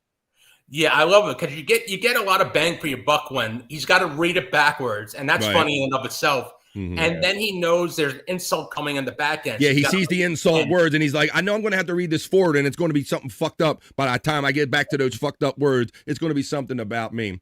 But there was nothing funnier. It was like gold watching Bob Levy and Perry try to read on a show, Scott. It was like pulling teeth, bro. It was crazy. Yeah. And I mean, it's bad enough when the words are in the right order, and Johnny's over here sending him a total backwards, like a paragraph, and he reads it, so it sounds like gibberish. And then Bob says, "All right, now read it this." He reads it the other way, and just so much fun, so funny. Yeah, Bob knows I'm doing that, so Bob knows exactly. He's like, "Oh, this is for you, Perry. This is for you." So Absolutely, yes, Perry. Absolutely, 12-12. Well, he's no Terry Nee, but hello, Johnny says FJM. FJM's one of my chat family bros. Hello, pals. Hello to everybody in the chat. You haven't thought of this at all, Mr. Russo. What are we talking about this? Hi, Johnny. Tell your bulldog I said hi, says our friend Space Nerd checking in. Yes, Susie Q, the bulldog. She was just down here. I think she ran upstairs with some, something that hopefully doesn't kill her. A brother you probably see in a lot of show chats. Terry Nee says hello to you, Johnny. Acknowledges you. Terry Nee, yes, hello. Sign the petition if you want Terry Nee on the morning high. FJM says yes. If he wants to come on, he'll do it. Let's see what we got going on here. Yeah, John. So we're just checking in, talking about you much on the Macy's parade, bro? I know you're an East Coast guy. You're East Coast. Well, guy. I lived in Manhattan for 20 years, and the time you never go to Times Square or anywhere is like New Year's Eve and Thanksgiving. You stay the fuck away. That is like a tourist trap. But the Thanksgiving stuff, like if you live on the Upper West Side and they're like where they inflate the balloons and all the shit they like the Snoopy parade and all that stuff. Like people that live around the Upper West Side will go and watch them, blow up the balloons and stuff. But yeah, if you live on the route, it's very cool because you just sit out your window and watch it. But you have to travel to and fro, right? Yeah. Yeah, but like Thanksgiving, New Year's Eve, if you live in Manhattan, you stay the fuck away from wherever that's happening. Cool. So you're just gonna hang out with the lady and just cook some turkey and watch you're into the holiday movies. You ready to jump into those, huh? Yeah, you got to do the movies when they're holidays. You really can't watch them any other time of year. True. It's like Thanksgiving, you do Planes, Trains. There's another Thanksgiving movie we were looking for and we can't find it called Dutch with Ed O'Neill. Yeah. And I can't find it. There's 400 streaming services. I can't find this movie anywhere, not even to buy or rent. Can't watch it. Yeah. But, don't you love that, Johnny, when we pay for all these services and all, and you can't find one movie, and if you do happen to find one movie from a couple decades ago, they got the nerve to try to charge you $3.99 on top of what you're already giving them every month. Yeah. and that's like they do the $3.99 on purpose. So it's like right under 4. It's like the Goldilocks number. It's enough to make you pull the trigger and go, fuck it. Right, it ain't worth me taking the time to think. It's more, I can just spit out the $3.99. That's what they hope that you do. Absolutely. Yeah. All right. Yeah. Well, awesome, man. Well, I'm glad you're here with us. We're kind of doing the news right now. You hear this whole 6-7 thing that's been going on all year, Johnny. I don't know if you ever hear it in life, but I hear it thrown around on social media. And my daughter's a teacher, so she says she hears it and thrown around in school all the time. Anything 6-7, they just shout it out, bro. No, what the hell is that? That sounds like one of those numbers you used to do when you would prank people to cover your number, like *67, and then dial the number so they can't return the call or it says private. That's old school. Man, that's old school. When you're talking about caller ID and then had a full caller ID with *67, man, that's some deep. You're doing some deep cuts right here, buddy. It's like Clinton administration shit. Like, well, now it's some MCI long distance shit, all that stuff. Oh shit, we're throwing all the references out now. Well, I'm glad you're here, Johnny, man. So to get a little pre-Thanksgiving celebration going on with us. So if you want one, you can go get one of those 6 million pies they're selling at Costco. I couldn't believe 6 million pies they sell. And most of them, the 3 days up to Thanksgiving, they say. Leading up to Thanksgiving. Amazing. Yeah, it's like the Ford it's the construction line. It's like the Ford, the assembly line. Yeah, right. Exactly. Henry Ford in it. All right, well, I got a story. We're just talking about social media. A couple weeks ago, I did a story, John, about one of the first people, AI artists are now charting on the Billboard music chart, buddy. Fake music is charting on the music charts. It's going to be everything and everywhere. It's going to affect everything. I think, as a writer, I'm probably going to be out of a job unless I use AI. But I think AI can touch everything, maybe except biographies and true crime shit. But like, if you just want to write Under the Tuscan Sun, like AI could come up with a whole fucking novel for you if you want to. But I think people are going to get sick of AI. I think people people still want to hold newspapers. Like I want to hold the New York Post and read it. I think people want genuine article shit. I mean, this is coming on fast and furious, and it's going to put a lot of people out of work. Mm-hmm. And some of the AI is sloppy because, like, if you ask like a Google AI about something, it'll give you a bunch of random facts, but it doesn't know how to like cohesively kind of understand like what it gives you. Sometimes that's just my little take on that. But I have another story in the not so serious news, bro. I got another AI generated chart topper, guys. An AI-generated chart-topping gospel singer has people outraged. So now it's AI gospel. John, the story I did a couple weeks ago, let me know how you feel about this as a writer. The one I did a couple weeks ago was an actual artist who says that she's good lyrically, but she doesn't have the best voice or anything. So she wrote all her stories, life stories and stuff, fed them into the AI. And so do you believe that's any more organic than just asking AI to make something for you? You think that's a better use of AI? I think it is. It's actually getting scary good, like really scary good. Yeah. And Jimmy Norton does a podcast. He just had Kumi on his podcast the last week, and them together is great. But Jimmy does a segment where he does like AI jokes, where he tries to feed something in to give him, and it's becoming better and better every week. And he's even fucking scared about it. You have something, Scott? Oh, okay. Yeah, because you remember that Howard Stern, like a year ago or so, he had a horrible idea where he fed like a whole show into AI, and him and Robin and all them tried to read the script, Johnny, and it came off horrible. Horrible. I mean, it's going to come to the point where they could just, if you put the entire library into AI, they could just formulate a new show, a new 5-6 hour show now. It's getting scary quickly. This is becoming very efficient, more than anybody's expecting. It's going to put everybody out of work. Really, I don't know what the hell. You got to be like a plumber or a carpenter. I think those are the two safe professions from this fucking thing. Well, this gentleman right here doesn't exist, but he does on the Billboard music charts or the Apple music charts. I'll read you about it right now. A gospel singer by the name of Solomon Ray has been taking off the iTunes Top 100 Christian chart, but he doesn't actually exist. Ray is an AI-generated recording artist from Mississippi. How can he be from Mississippi? Celebrated reaching #1 on the iTunes chart last week, much to the chagrin of musical fans. The quote says, "Last week we celebrated making history on the iTunes Christians chart. This week, the blessings multiplied. Most Billboard placements for any AI artist this person has. The highest peaks, more souls reached, the person said on the 25th. And yes, the opposition grew too, but the grace of God outgrew it. Every obstacle, blah, blah, blah. I'm trying to get over to, it says the critics were quick to flood the comment section, screwing over human artists so humans can pay to hear robots' feelings about God. No thanks. So what about that right there? These people are already saying, what do I care what a robot feels about God singing Christian music and all? You know what's going to happen is they're going to have to create, like, for these award ceremonies, whether it's the Oscars or the Emmys or the Grammys, they're probably going to have to create within the next 3 to 5 years a separate category: best AI musical, or best AI track. They're going to have to separate it from real and AI shit. So they're going to, it's going to happen. I think that's a fair point, buddy. I think that would be at least a fair way to do it. I don't know if they will, but I think you make a good point that they should distinguish between the two. They have to come in with laws or something. Like Congress is going to have to step in and kind of like something's got to happen, because if you mix it two, it's no good. There's got to be separation between the human and the machine. Yeah, between this and I know that a lot of these stars are upset with some of these deep fakes and some of the things, the statements that are being attributed to them through deep fakes and all. So I think we're definitely going to keep seeing more legislation coming as far as controlling this stuff as we move forward too. Another person says this isn't music created from a soul. It's artificially engineered, just like genetically modified foods are everywhere. Now they're feeding us genetically modified sound. Something designed in a system, not birthed from a human spirit, another argued. AI gospel doesn't sit right with me, a third person said.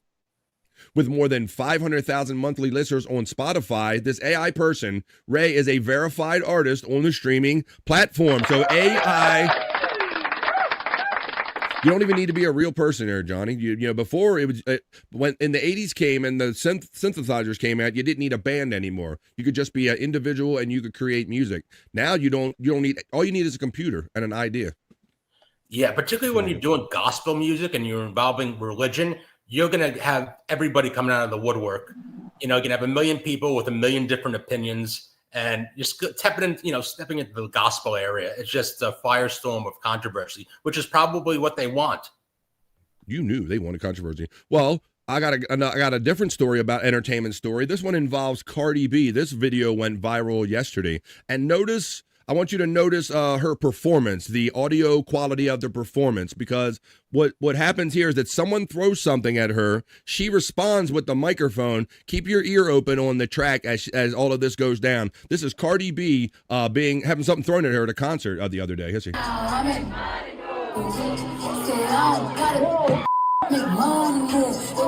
Hear how the song is still going and she's still singing? Yeah. She threw the microphone, Scott? Yeah. She got a direct hit on that bitch, though, Johnny. I will say that. Yeah. Don't mess with them New York girls.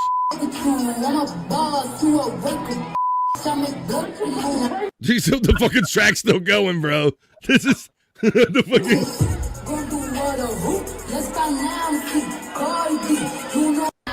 See, look, she sings, she had it. Boom, direct hit. Like, bitch.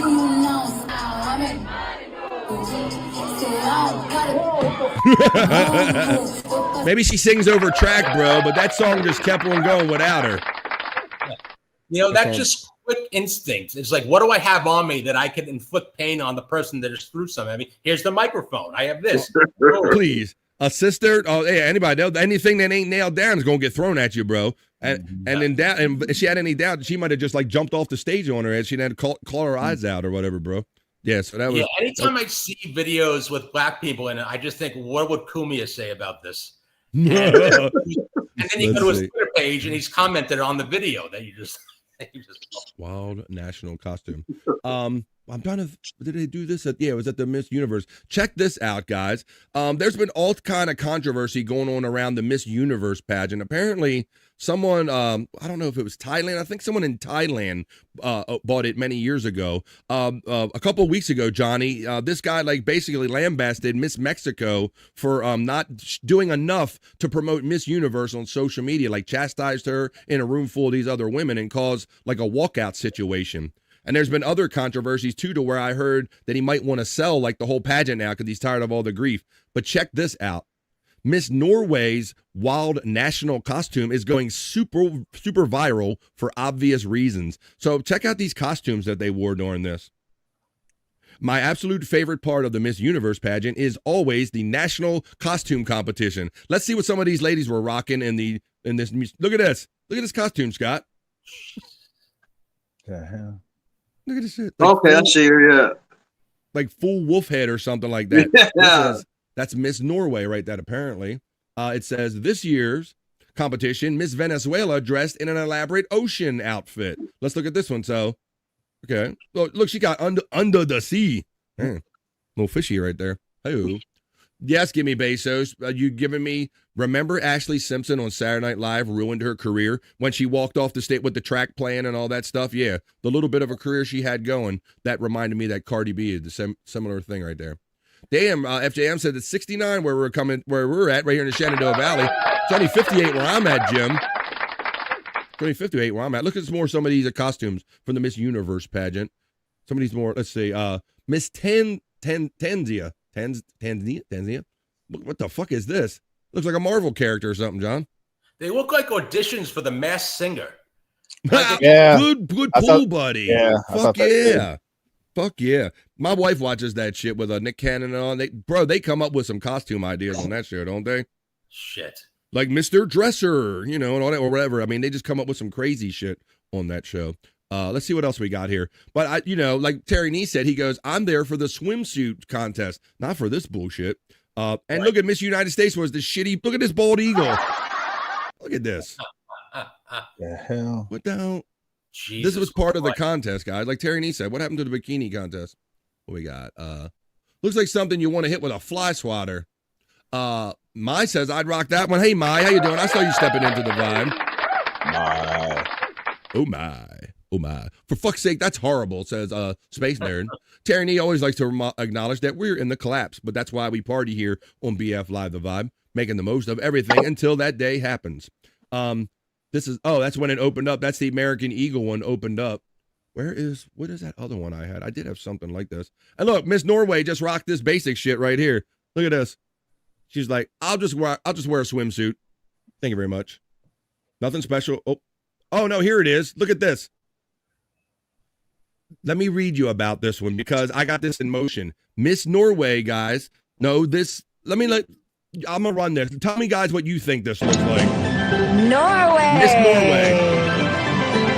This salmon-inspired gown mirrors both the delegates' movements as a baton twirler and vagina costume. The essence of Norway's leading export. She wore a giant vagina costume. Yeah, pretty much. This river runner is a stunner. Whoa. Norway. Labia minora, labia majora. Minora, majora. Mr. Sweden is in the burger. Majora, minora, Akuna Matata, Majora.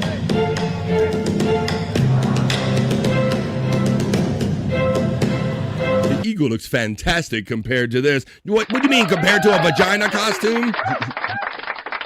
Come on, eagle's good, but ain't gonna beat no vagina costume. Yeah, Pecan, I saw this costume, I'm like, this reminds me of something, and I'm suddenly horny. I don't know what that's all about. Look at this. From this, there's labia minora, labia majora, labia Miss Norway. The host says that this salmon-inspired gown mirrors both the delegates' movements and it's a baton twirler and the essence of Norway's leading export, which is salmon. There you go. So Miss Salmon, there you go. She is everything to me. Somebody was really hyped up on that. So I thought that was a fun costume and an interesting story to bring you, to do other news, to do not so serious news. That was a story. These days, Miss Universe contests, you just hope the Miss Universe is an actual miss. Oh, yeah. Here's the Prove You're a Woman contest. You better work, bitch. Talk about, let's see, we'll get into that. You better work.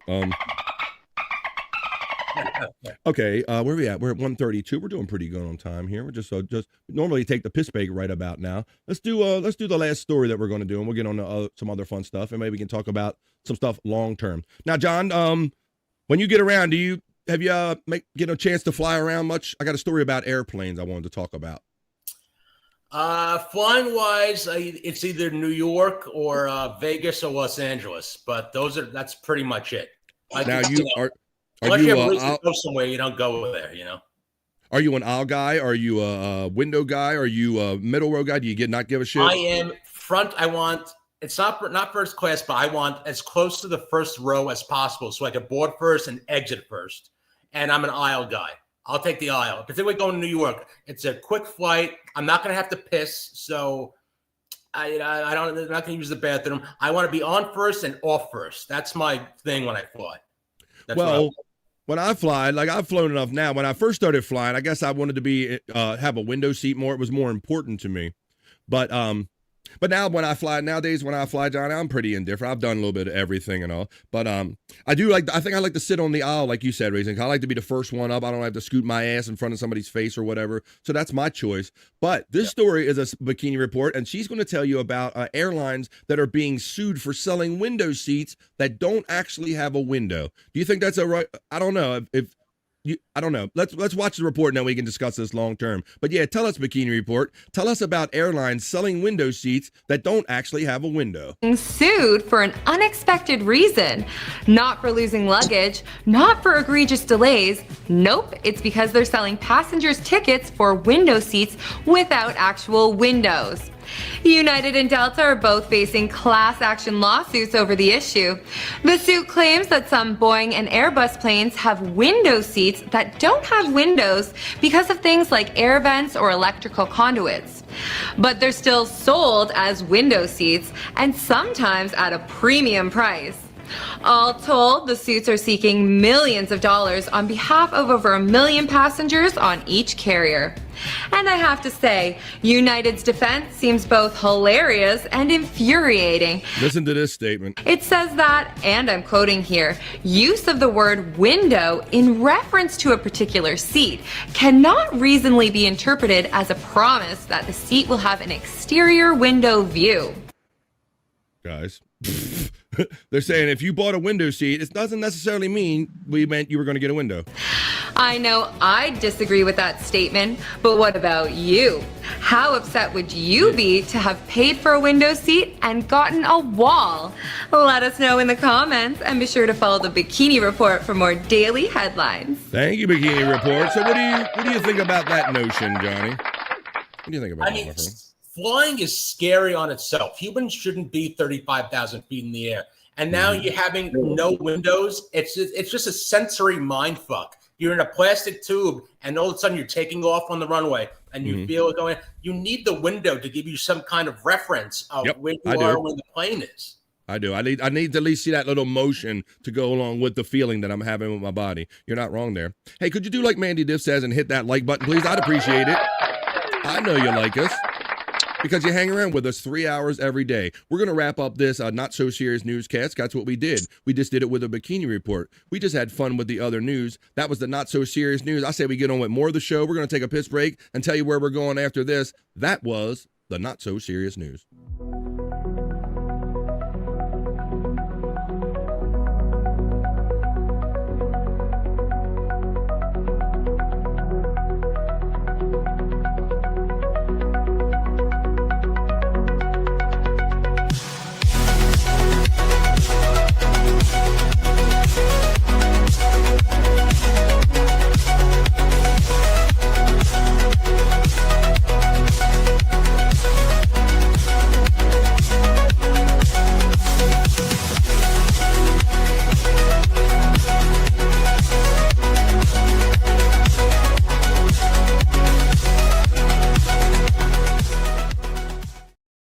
That's what we do here on The Vibe.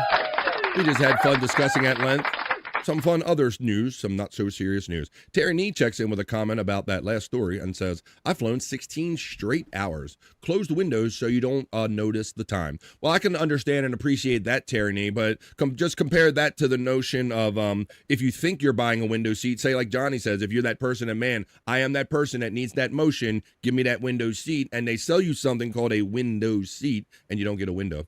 But, you know, Johnny, I also took it to the characterization of, like, you have, like, the aisle side of the plane, the window side of the plane. I mean, it could be argued that way, too, I guess. if you want to get a little technical. It's flying is more complicated than it seems. You have those windows that are like kind of in between seats, so you don't know who controls the window, either you or the person behind you. So it's like, and the window person is in control of everything. If you're on the aisle and you want the window up, it's not up to you. It's up to whoever's sitting next to the fucking window. Right, and so if Terry Nee was on a 16-hour flight and the window wasn't the way he needed for the light to be, then you can have that problem right there. Jimmy Beso says, I got nipped out of a window seat once. I was between the window in the front and a plastic pillar.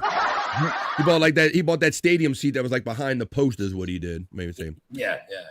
I'll give you motion, BF, said our friend Terry Nee, and that's not so gay. I'm trying to put that one up. There you go. All right. Well, how about this, Terry Nee? You're going to have to wait until after we do this piss break right here. We're a little bit past halfway of a typical episode of BF Live The Vibe. This short work week, Monday, Tuesday, Wednesday.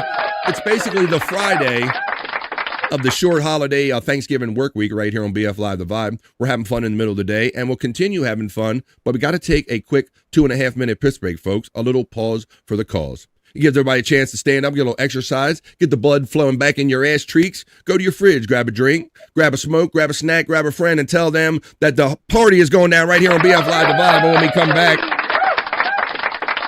we'll keep incorporating some Thanksgiving themes and vibes into the show as we go along. We're going to do Rock You Like a Horoscope because we have to see what the stars have in mind for you, if it's a good idea to go around this family or not, or what you might expect emotion-wise when we see what the stars have in mind for us with Rock You Like a Horoscope. But let's run the piss break, folks. Ready, set, go. 2.5 minutes and come back for more fun right after this. Come on back.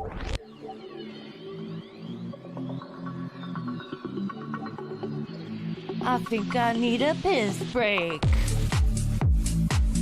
I'll do the pee-pee dance. I'll do the pee-pee dance. I'll do the pee-pee dance, pee-pee dance. Yeah. Think I need a piss break. I think I need a piss break. Yeah. Oh, yeah.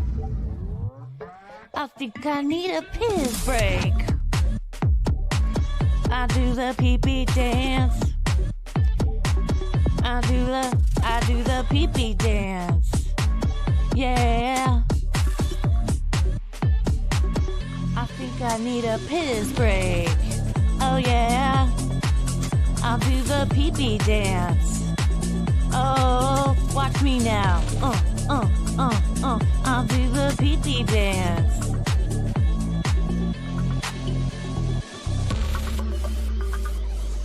Come on, give it to me, that pee-pee break. DJ, hook it up. Drop that beat. Yeah. I'll do the pee-pee dance. I think I need a piss break.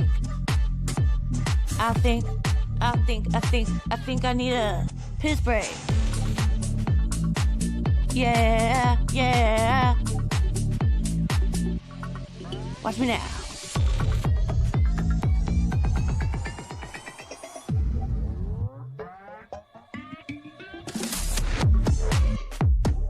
Pee-pee breakdown, pee-pee breakdown. Break it down, pee-pee, yeah.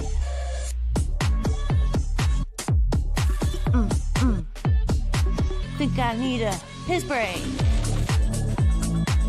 I think I need a piss break. I think I need a piss break. Oh, yeah. Wash your hands. Don't be gross. I know you touched your pee-pee. We're having it, and we're doing it with chat family, friends, and bros hanging out. My friend P-Cunt 420 is hanging out with us today. Gobble, gobble, my friend, and goonie goo to everybody on this middle of the day hanging out. Waiting for everybody to come back from the piss break, and we'll get the second half of BF Live The Vibe going as soon as our boys Scott and Johnny check back in. We'll talk to him about his book and what he's been up to lately. But let's do a little Thanksgiving vibe right here. How about this? Maybe if you don't have time to make a turkey or anything, what does anybody think about, not that big meal, how about some Franksgiving gear? How about this, Franksgiving instead of Thanksgiving? Hot dog Thanksgiving.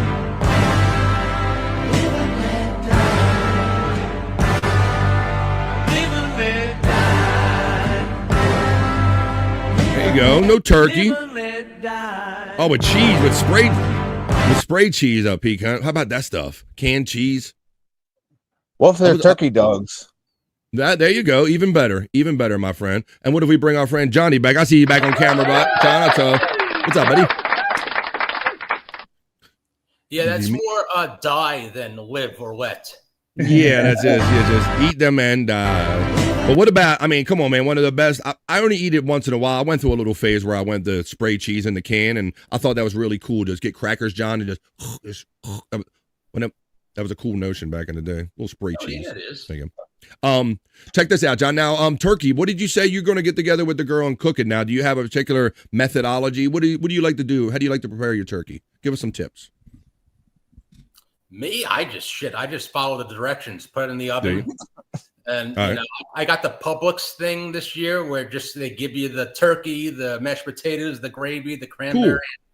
Shit, roll with that. You know? So I'm going to talk about deep fried turkey, and I'm going to show that demonstration because I like deep fried turkey, John. Now, I'm not making it this year, but for a minute there, prior to the epidemic and all that stuff, when the family was coming over on the reg, I was making 2 deep fried turkeys. So when the second shift came, they could have some. So I love me some deep fried turkey. And I know a lot of people get curious about them this time of the year, and they go out and do dumb stuff and want to try them. So, and I've already heard of the stories happening. So I'm going to show this as a public service announcement. This is what you don't do when you're cooking Thanksgiving turkey. You definitely don't do it on any wood. Go out on concrete. And this is already frozen. This is what you don't do. Let's watch this right here.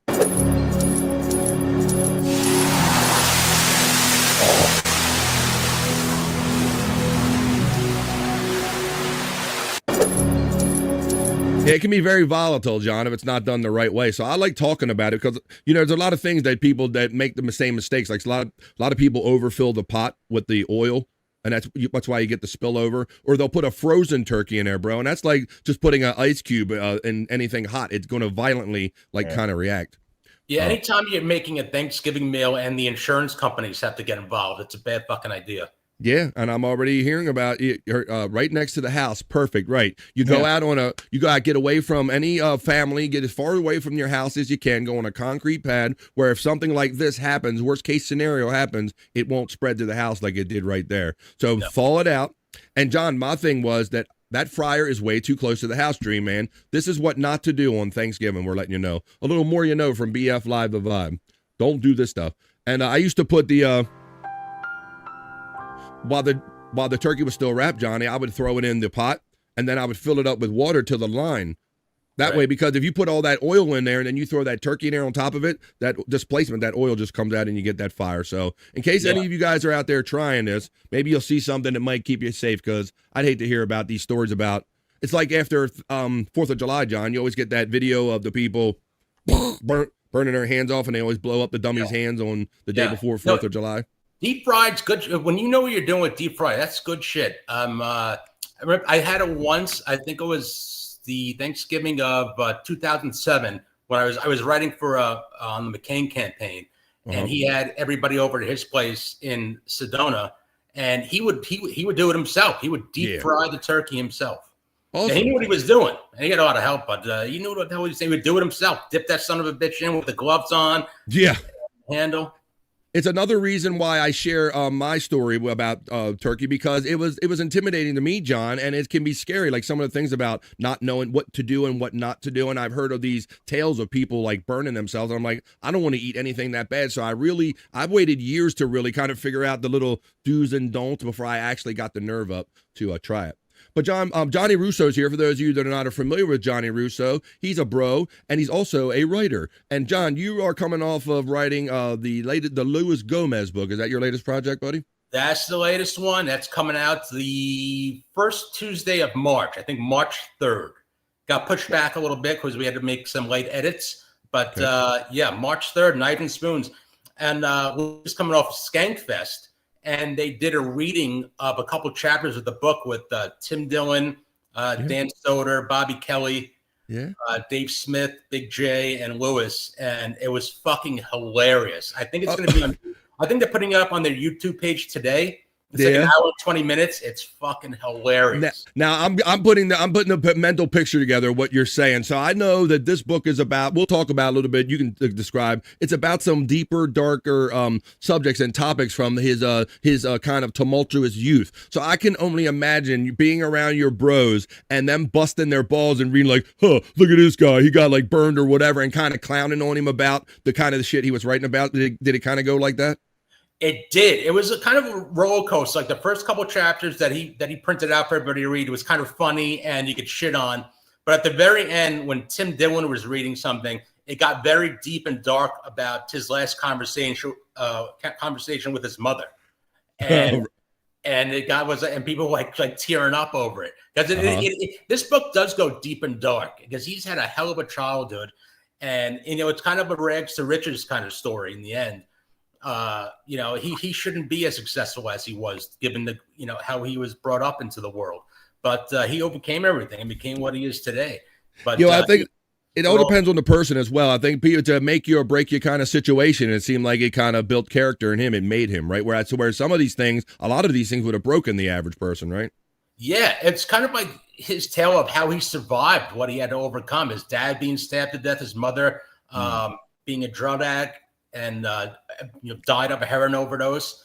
And that thing with Tim Dillon is like the last conversation he had with her was basically him telling his mother, I hope you die of cancer. And oh my God. Yeah. Dylan needs a book, says Terry Nee. He's a fan, and he's a fan of you and Dylan. He said you got to put that together, man. We're working on that. I think we might have our own imprint with our publisher, where we can get the maybe the Shane Gillis's and the Tim Dillons and the Dave Smiths, and do books under that.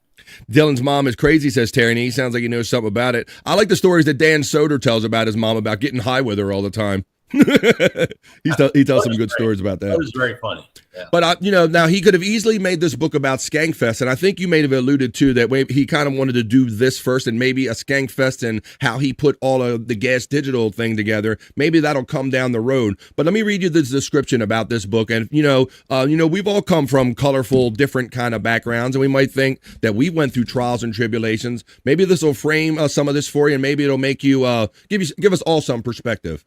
Knives and Spoons is a memoir about comedian Luis Gomez, and it was written by Johnny Russo with the former by Robert Kelly. Knives and Spoons is a raw, darkly funny, and deeply honest memoir chronicling the turbulent childhood of comedian and entrepreneur Luis J. Gomez.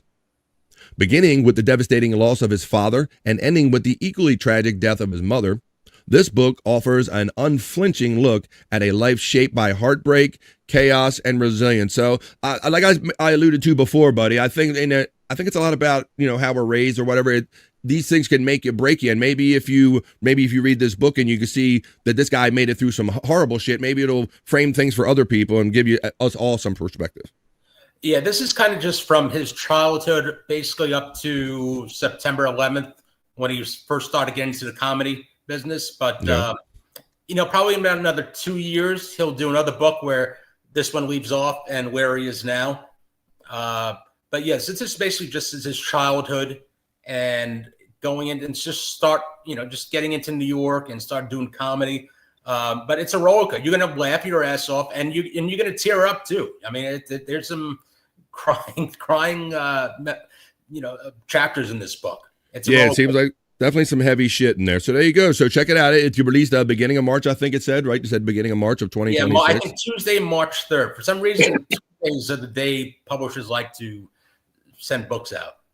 I remember that used to be a big music day. I'd always go to the music store on Tuesdays. All right, but it's not Tuesday here. It's Wednesday on The Vibe. And this is The Vibe Stream Show 430. And we're with Johnny Russo, and I have a public service message for you. Never forget, the weekend will always last longer if you start drinking on Wednesday. So come on, let's do it. What are we waiting for, people? That's right. All right, now I was talking about deep fried turkey and what we're going to make it and how we're going to make it. And I even talked about the cheese that we just saw in that video right there. But how about, guys, I might have a new video, a new invention of some food. Maybe somebody needs to use, what do you think about Calvita? Some Calvita. If you ain't bringing a Calvita to Thanksgiving, what are you doing? Calvita. Look at this little old doodly old plate of Thanksgiving food. Right, that looks boring. What you gonna do with it? Chicoquita. Coquita? I even dug out a little whale right here in my mashed taters for it. Look, watch this. Get you a little bit of that. What is it? It looks like she put like squished cheese in a caulk gun, Scott. Yeah. It's like this canned cheese, but she put it in a caulk gun. It's coquita. Yeah. Put it on your turkey. Who ain't never liked some cheesy corn? I didn't put it on top of my macaroni and cheese. Ain't gonna hurt nothing to have a little extra. Look at that. All right. Now quit acting like you're too good for Velveeta and go get you some. Happy Thanksgiving. She put Velveeta in a caulk gun, Scott, and she made coquita. That's how she's doing.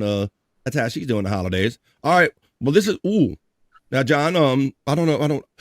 I got a story. I want to see if you would eat these potatoes. Here, I got some more Thanksgiving stories. I want to know if anybody on my panel, Pecan or anybody, what do you think about lit mashed potatoes for the holidays? They're pouring Patron in mashed potatoes, guys. Watch this. Have some lit mashed potatoes. That's what make you feel good around the family. Lit mashed potatoes on the table at your Thanksgiving dinner. Please don't invite me. Let's go ahead and make some lit mashed potatoes. I'm using Patron instead of water. After I pour my Patron directly into my pot, I use some instant mashed potatoes because, you know, the instant mashed potatoes just work better for this. I mixed them up really good. Now, I realized I didn't have enough Patron after mixing them for a while, so I did go ahead and add a little bit more Patron. I was trying not to add too much Patron, but listen, I think I've already added too much, so these are going to be really strong mashed potatoes. Now, for the gravy, I am using Doucet. Pass that gravy, bitch. Now watch, it ain't bad enough that it's Patron mashed potatoes. She doubles down on the gravy and spikes the gravy too. Since it's a brown gravy, I'm just going to go ahead and mix the Doucet with the gravy packet. Once I mixed it all together, it came out pretty good. It was a little bit clumpy. Okay. I just think that the Doucet and the mixture didn't dissolve correctly, but it still tasted really good. So I went ahead and plated my mashed potatoes and I topped it with my Doucet gravy. Y'all, 1 scoop of these, that's all you need for Thanksgiving dinner. Okay? Bye, y'all. For really, though? Are we doing that? God, it's got to taste terrible. Doesn't the heat burn off the alcohol? That's what I've always heard about alcohol, that if you cook it, in a hurry to puke, says Terry Nee, in a hurry to puke right there. You just get right to it. You mix your alcohol. She should be arrested. Don stepped into the vibe. Hey now. When I was doing other stuff. How you doing, Don? Happy Thanksgiving, pre-Thanksgiving there. My friend Don checking in right here on the vibe. On this pre-Thanksgiving Wednesday here, we're doing on the vibe. Why don't we got to see, guys. Now, look. Some of us are going to see family. Some of us are looking forward to it. Some of us are dreading it. Some of us already got out of it already. But let me know what you guys are up to. How about this? I'll let the stars let you guys know what's going to happen for Thanksgiving. If you throw your astrological signs in the chat right now, I'll make my way over to my horoscope reading desk. I'm going to caress my crystal balls ever so gently and bring you your Wednesday pre-Thanksgiving edition of Rock You Like a Horoscope. Rock you like a horoscope. Planning. Rock you like a horoscope. Planning.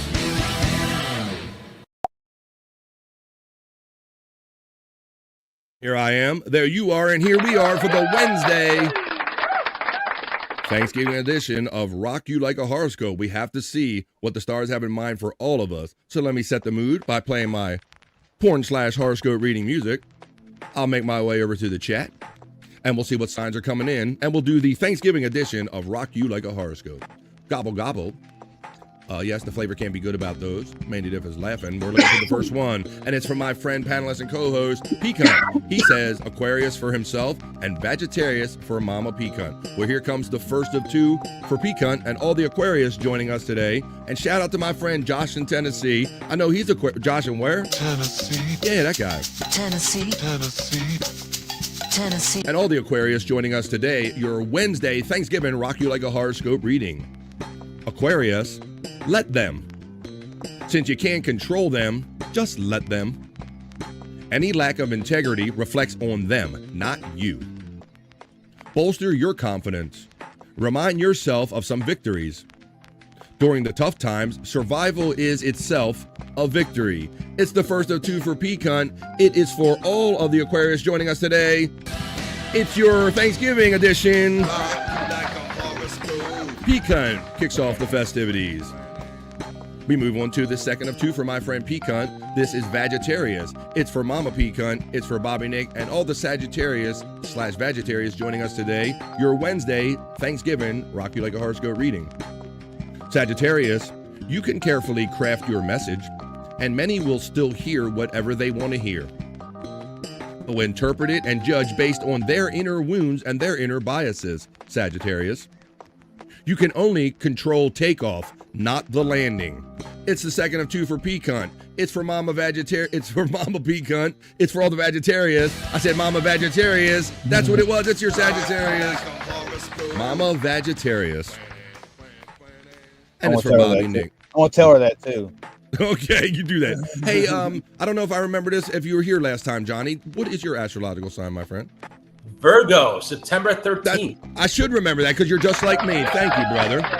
Well, since I asked, and I might end up reading it twice because Space Nerd is a Leo and a Virgo, I'm going to read this for myself, for our guest Johnny Russo, and all the Virgos joining us today. Our Thursday because it's Thanksgiving, our Thanksgiving Rock You Like a Horoscope reading. Virgo, clarity could be emerging from a dense fog. Plans should get easier to make and implement. Helping others shouldn't get pushback, but sometimes it happens. Be patient with human nature. It's seldom a personal issue. That's for Johnny. It's for me. It's for Space Nerd. It's for all the Virgos. It's our Thanksgiving. And now I move on for my friend Scuff with Shane. He asked for Gemini for the wifey. This is for Mrs. Scuff with Shane and all the Geminis joining us today. Your Wednesday Rock You Like a Horoscope reading for Gemini. Experience don't always meet expectations. Don't let it become personal. People behave in accordance with their characters. It's very simple. You have the ability to give with special grace right now, Gemini. It's for Mrs. Scuff with Shane. It's for all the Geminis. It's your Wednesday. BF, it's nice that you invited the two homeless men on the left. Maybe you guys on the left-hand side. Mandy Diff checked in, and she wants to. She's a double differ. So this is the first of two for Mandy Diff, and all the Aries out there. The Aries Rock You Like a Horoscope reading. A friend could be a disappointment, Aries. Don't let this drive any pessimism or sense of unworthiness. It's not personal to you. Let the feelings pass on by instead of acting on them, which should be a temporary issue. It's the first of two for Mandy Diff. It's for all the Aries. It's your Wednesday.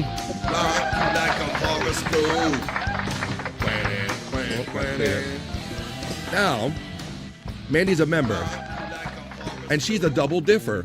So I'm going to read the second of two for Mandy Diff, and for all my Libra friends, the Libra Rock You Like a Horoscope reading. Libra, creativity shouldn't seem like a minefield, but it could be now. Even general problem solving could seem harder than usual with misinformed or uninformed players putting in their 2 cents or just not staying out of the way.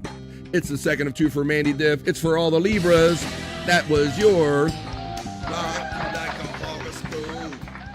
Don gets love from the nerd. She says Leo cups to Virgo. Well, since I already read Leo for my friend and guest Johnny Russo and myself, I'm going to read Leo for Space Nerd right now. This is for all the Leos joining us today, your Wednesday Rock You Like a Horoscope reading. Leo, if you're misaligned with someone close, give it some time.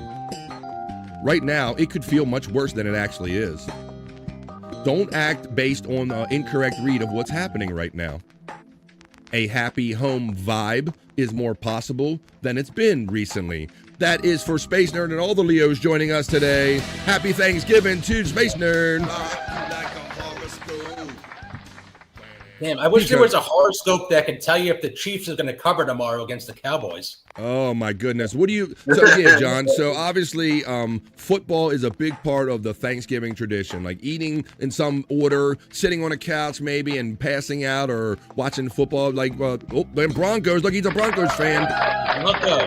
John, Typically, we're always end up with the stinky games. The Lions are always traditionally bad, but they just happen to be good this year, right? Yeah, I think tomorrow's Chiefs-Cowboys game might be one of the most watched games in NFL history, or Thanksgiving. And it's so funny because, Jerry Jones, of course, and some people in America want the Cowboys to be that team, man, but they're just terribly, they have a tie this year as well. They're so kind of just wishy-washy 500. They're just, you never know what team you're going to get with Dallas. No, but, they're riding high now because they came back from 21 points against the Eagles. Yeah, and the Chiefs absolutely. This week can come back from against the Colts in overtime. Yeah. So this is going to be interesting. Chiefs are laying 3 points.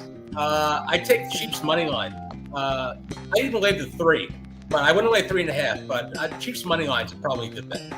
Yeah, it's an interesting mix going on this year with Scott's Denver Broncos being up there, contention for the AFC. You got the New England Patriots up there. You got the Colts up there. So many teams up there. And then you got the Chiefs are kind of, he's going to have to do some Mahomes and to really catch up, I think. Yeah, they got to make some magic to get in the playoffs. I'm a long-suffering Giants fan, so that Broncos game with the Giants that they should have won.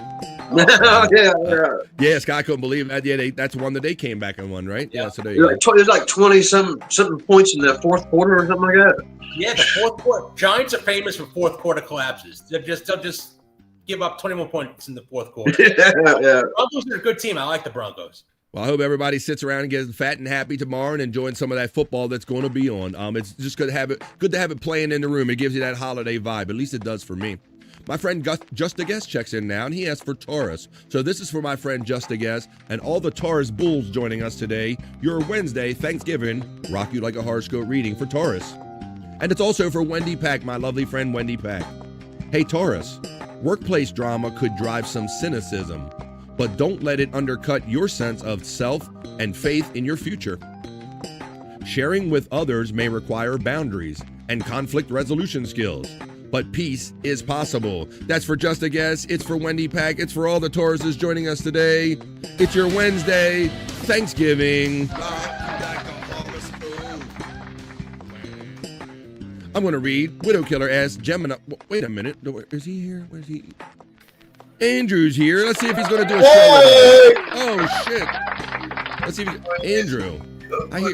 Andrew's not a. Oh, wait a minute. Gemini for Andrew and Liv Morgan. Wait a minute. For Andrew's girl, Liv Morgan. Okay, yes. How about that? What's up? Well, took him off screen. That was quick. I'm going to do Gemini for my friend Andrew's girl, Liv Morgan, and all the Geminis joining us today. This is for Liv Morgan. Gemini, experiences don't always meet expectations. Don't let it become personal. People behave in accordance with their characters. It's very simple. You have the ability to give with special grace now. That's for Liv Morgan and all the Geminis joining us today. That was there.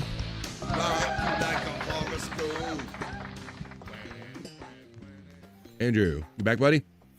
Yes. Good. I like to take you off camera because to protect the anonymity or privacy of anybody that's. My horoscope is the good old Pisces. Tell everybody else who's a Pisces, Andrew. The wonderful Maya in the chat. She is very wonderful. Right. She's very wonderful. Donates to all of us. She is very kind. Yes, we're talking about the woman. How about Matt? Matt and the wonderful.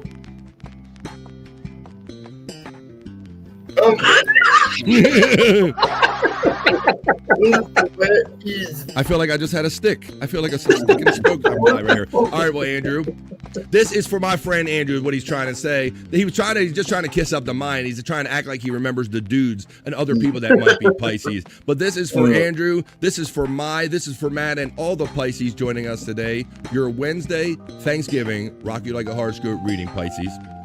An old betrayal could come up and hurt all over again. Do what you can to lay it to rest. Forgive, but remember the pattern. Release any shame you have. Set new boundaries if needed.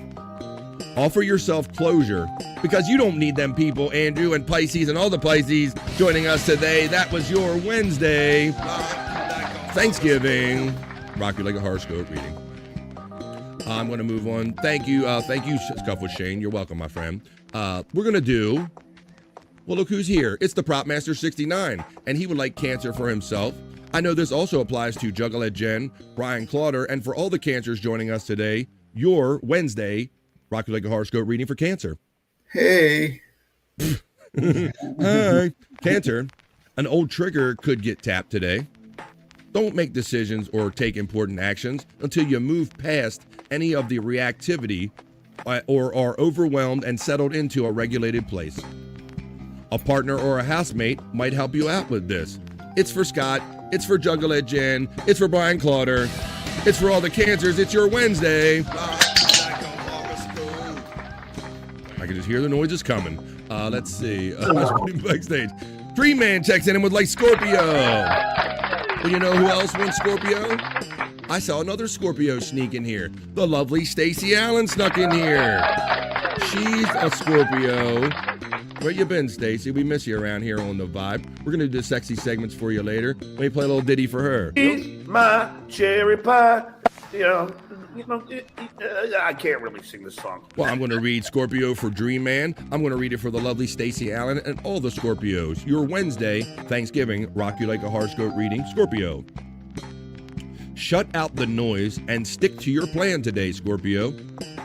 Do what you can to keep yourself straight and level. A free exchange of ideas can work when minds are open. And no one is insisting or clinging to a particular narrative. That is for Dream Man. It's for Stacey Allen. It's for all the Scorpios joining us today. It is your Wednesday Thanksgiving edition of...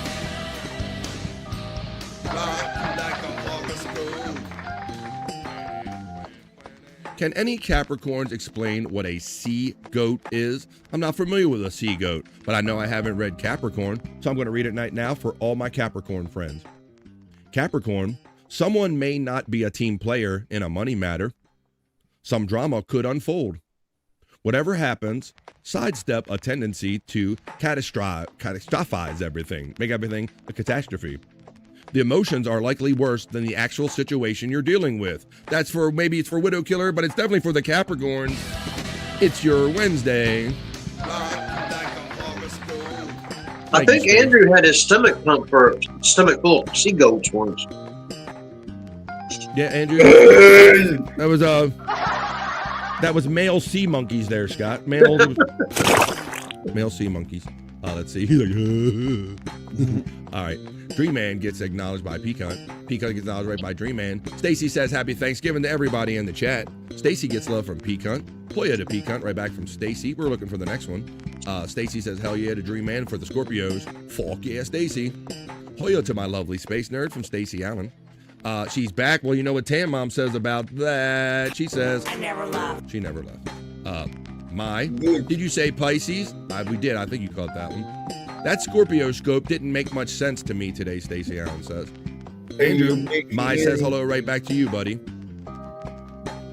And Dream Man says Hoya to Mai. Let's see, let's take the assessment now. We did mine. We also, Pecan, we did both of yours for Mama Pecan and you. We did Cancer for Scott. We did Pisces, and Johnny's a Virgo like myself, so I think we did them all, folks. Happy Thanksgiving. We'll have to do this, come back next time we do this segment, because I'd like to see what the stars have in mind for us at the beginning, at the middle, at the end of every week. That's when we do it here on BF Live The Vibe. That was the Wednesday Thanksgiving edition of Rock You Like a Horoscope. Rock you like a horoscope. Rock you like a horoscope.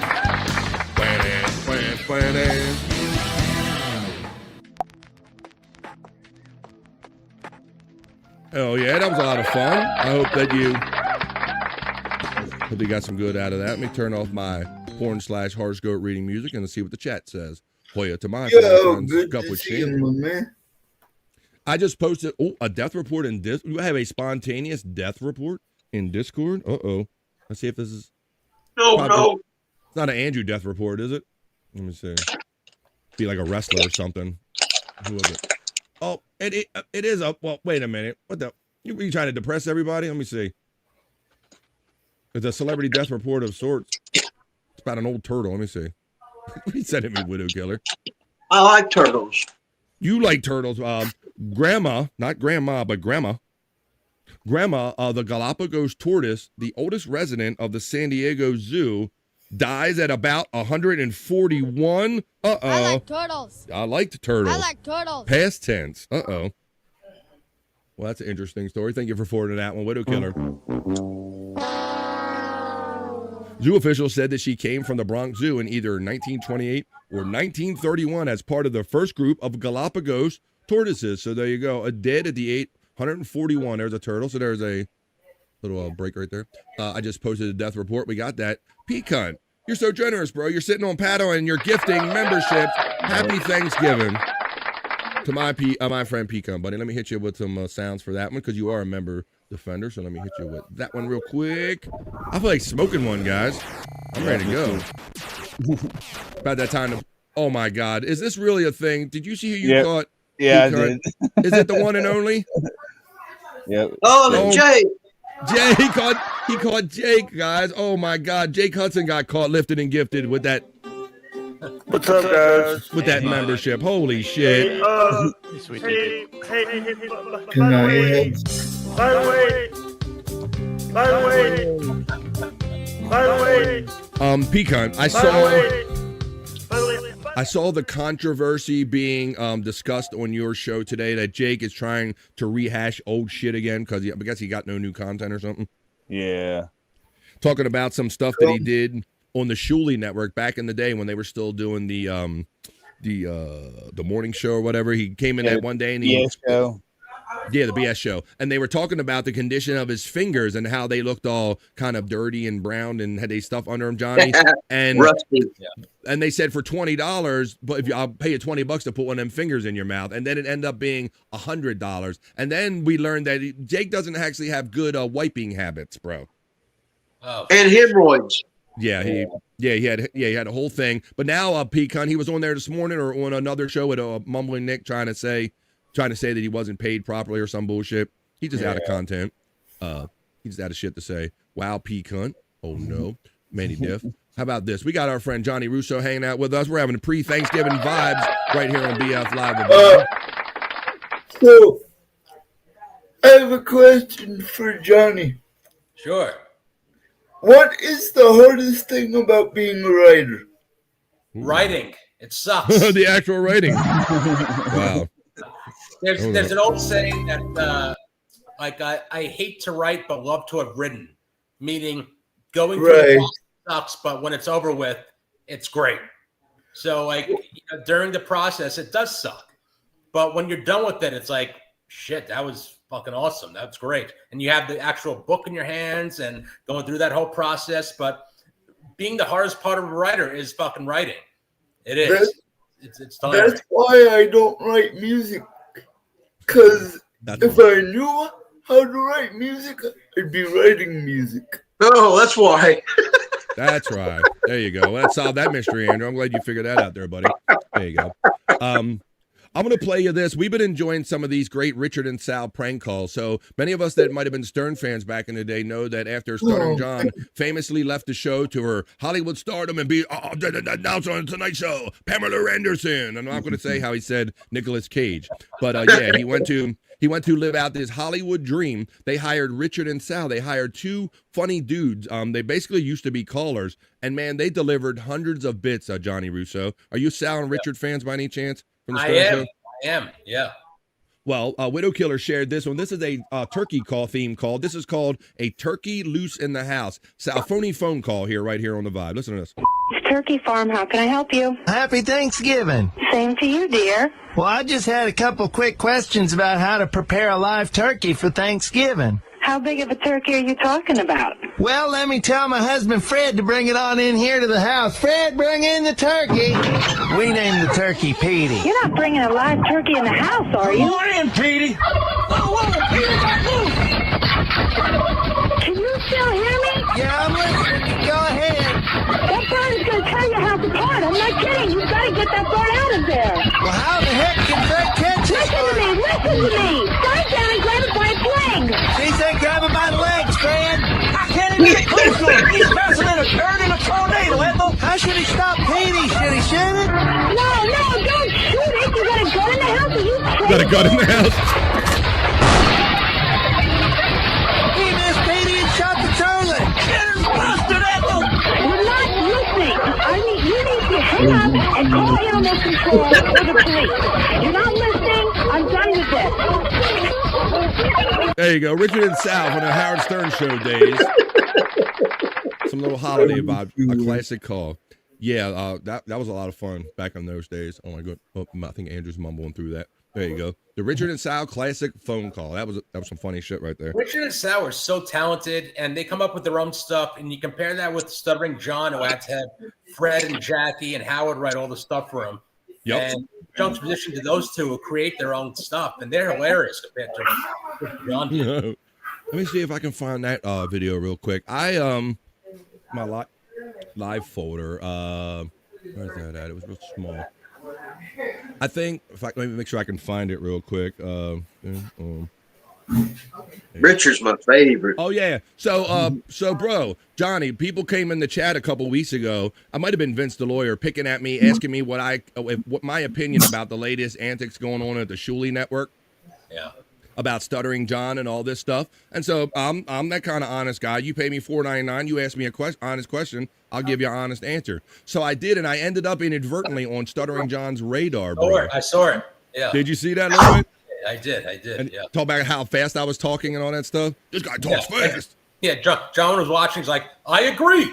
Yeah. So yeah, that was funny. So I got on his radar for half a second right there, but I don't know if I want to be on that radar necessarily with all that shit going on. Nobody wants to be. Happy Thanksgiving. Happy Thanksgiving. What are you guys eating tonight?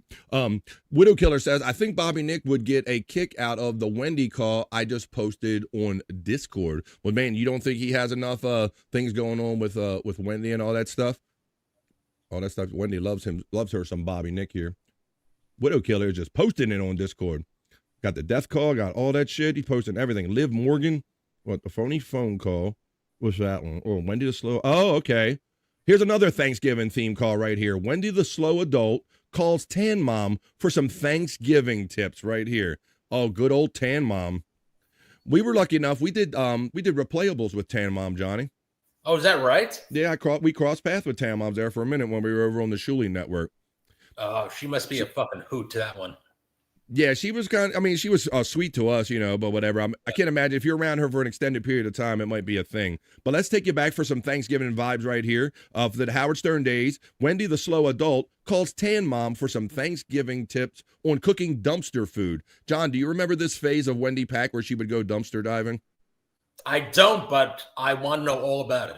Well, she would definitely, that was her thing. No matter how much money she would collect on the parking lot of Walmart, she would go out bumming money that she'd buy scratch-offs and go dumpster diving and kind of repeat this whole pattern she was stuck in for a while. So she was known to be getting dumpster food, so she's calling for dumpster food cooking tips. But this reminds me, guys, I think that hotline that Richard and Sal called, remember they used to have a butterball line? Yes. Where you could call for turkey tips? Yeah, I think they still do. Yeah, that was, and John, when they first started these whole 1-800 numbers, bro, we would get high around the house a couple times and we'd see it on an item and we go, let's call the person up. And we would call up like different companies, high and shit, the 1-800 numbers when that became a thing. Yeah. That's what you did for fun. But this is going back. Happy Thanksgiving. This is a Howard Stern classic phone call, Richard and Sal. Well, this actually involves Wendy the Slow Adult calling Tan Mom for some Thanksgiving tips on how to prepare dumpster food. The Wendy phone call was fucking hilarious. Speaking of Wendy and Tan Mom, we had Wendy call Tan Mom for a Thanksgiving tip. Mm-hmm. Like Tan Mom, I didn't know this, loves to cook. And I didn't know that either. Yeah, she's always talking about cooking, and if she was with a guy, she would cook him baked clams and all this stuff. I mean, she really is into cooking. So we had Wendy call her for a Thanksgiving tip, and it was a disaster. Tan Mom really got angry with Wendy. Hello. Hi, Tam Mom. It's Wendy. Wendy. Happy Thanksgiving. Oh, happy Thanksgiving to you, sweetheart. What are you doing? I'm cooking turkey. What's your favorite ingredients? I don't know. I found it in the dumpster. Oh, my God. No, you can't eat that. You'll get really Look sick. how clear she sounds, It's Scott. chewy. Compared to now, she kind of sounds like this time. She sounds like this sound right here. She sounds more like this. I never laugh. Or she goes, Patricia. I didn't have to cook it. Listen to me. You cannot eat this. Put it down. I don't feel so good. I'm going to throw up. I found it in the dumpster behind Walmart. Throw this out right now. Everything is getting dark. Oh, my God. Wendy, put that goddamn food down now. Thanks a lot, because I'm sick because of you. You're not sick because of me. You're eating raw meat out of a garbage can. Call 911 right now. 411. 911. 991. No. Listen. Listen to me clearly. 911. 9111. No. Just 2 ones. 511. Wendy, dial 911. Now. No, you gotta hang up first. Hang up. She did what and you then said. Dial You said dial 911 now. 1 and a she 1. did it. Stop pushing the fucking buttons. Is this 911? Hello? Tierney says she couldn't find the 1-1 button. Up the fucking phone now. I'm done. I have nothing else to say. Goodbye. Wow. Tim, really lost it. She couldn't deal with Wendy. Great acting from Wendy, by the way, no? Oh, yes. Yeah. She was acting like she didn't know what was going on. Fuck yeah. Thanksgiving vibes provided by Widow Killer. Bringing back these great old calls from the Howard Stern days, all like turkey and holiday theme. I appreciate you, Widow Killer. I got the Riley one. And I loved Johnny. Howard Stern could so easily lead her. You know, for whatever Wendy's limitations are, John, she really had a great on-air rapport with Howard Stern. Did she not, Peak Hunt and Scott? She knew how to flow with Howard. Yeah. Right. Like when Howard said, did he rape you, Wendy? Yes. And she always knew when to say yes or maybe when to back off and say no. I mean, she really played with the big boys right there. Wendy was great. Wendy was a red light performer. She knew when to just be yourself and throw it on. John, I see it many times. She hangs out with our friend Bobby Nick, who joins me a lot of times on this show. Hangs out with him a lot, and the stuff that she comes up with off the dome, man, like no one could think up and no one could write. I mean, Wendy, there's nothing like Wendy. She's a one-off. There, we say something around here about Wendy. We love Wendy around here on the Vibe. She shits up her pants. 'Cause she's always a Wendy to me. You know what to do. You know what to do, Poppy. Wendy stuck on an escalator is another great call. I'm stuck on the escalator. Eat me, Bobby. Bobby Bacon. She definitely has a different voice and cadence, Stacy. Yes, she was much younger sounding back in the day.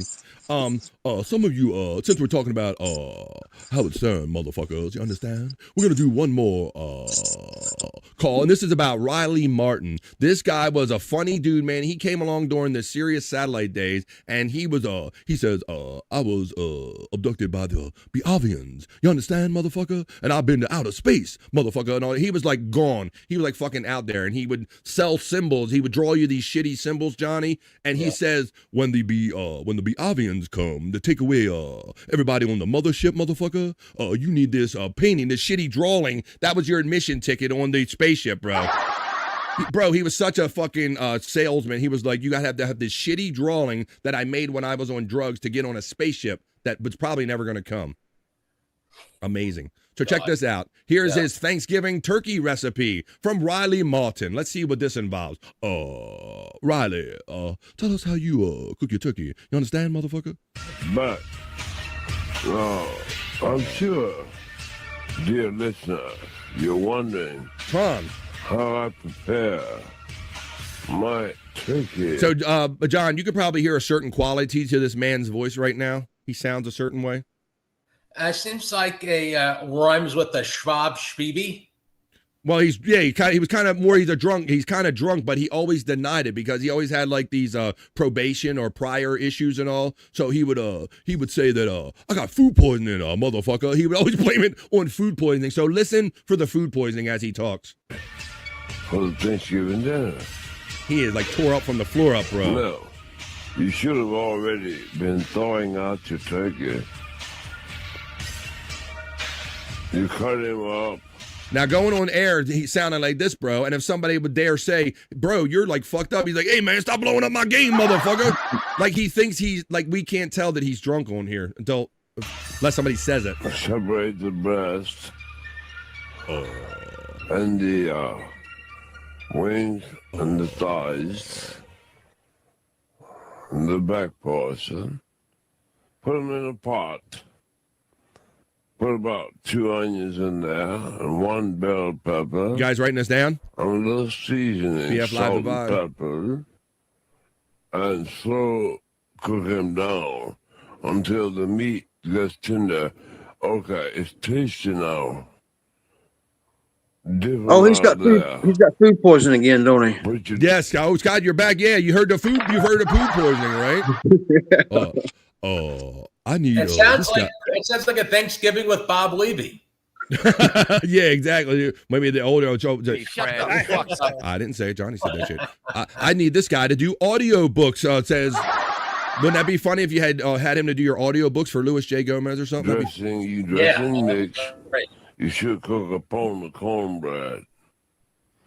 Yeah, Scott, I don't know. I didn't know that you were on screen or not. But you heard I was setting this up, telling everybody how used to have that shitty drawing as your admission to get on the Biabian spaceship. You understand when the motherfucker when they come and get you again? That he had a hustle boy, didn't he? And crumble up some cornbread in there, and. Whenever Howard accused me of getting drunk, he was blaming on food poisoning. That's what we were just talking about. Yeah, that's what I was telling Johnny because then filling in for maybe people that weren't regular everyday listeners. Yeah, like Scott, he come on here sounding obviously drunk, but if you called him out on it, he go, "Hey, motherfucker, it's food poisoning." Worried about it. Like no, it doesn't sound like food poisoning to me. That would be nice. No, that's cirrhosis of the liver.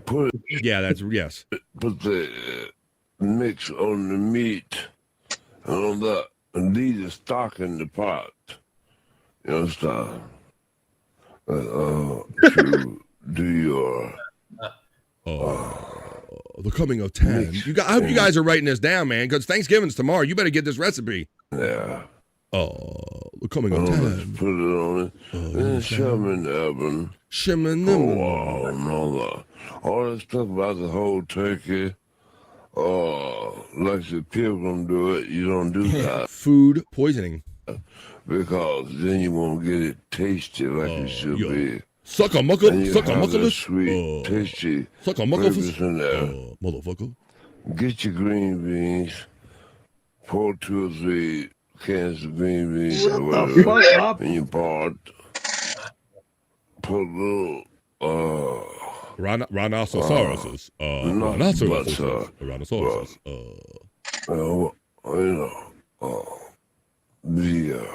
The butter mix in there. This food poison's a bitch, Scott. A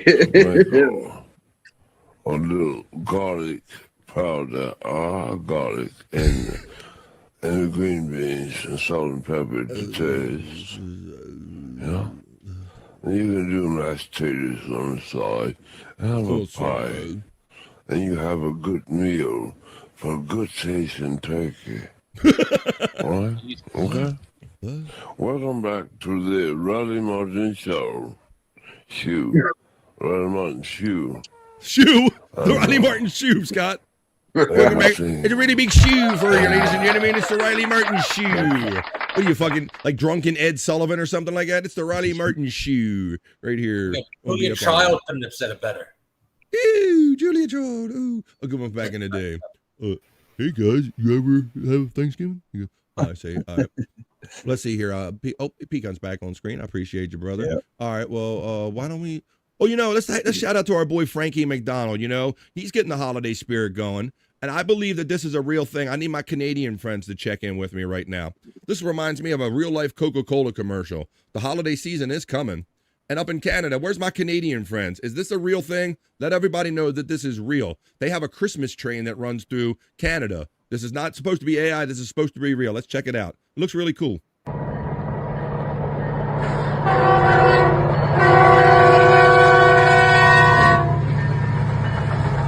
my Canadians? I don't have my Bobby Nick here today.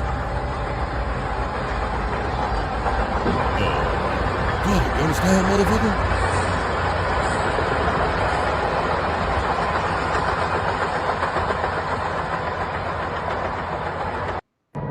I thought that was pretty cool looking. Looks like a Coke commercial, doesn't it?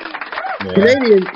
Canadian trains probably don't have graffiti all over them. There you go. Yeah. That might be it. Just a Guess says that is real. I believe it's real too. I've seen multiple accounts of this on social media, and everything on social media is real. It's real. It looks like the real Polar Express, says our friend Dream Man checking in.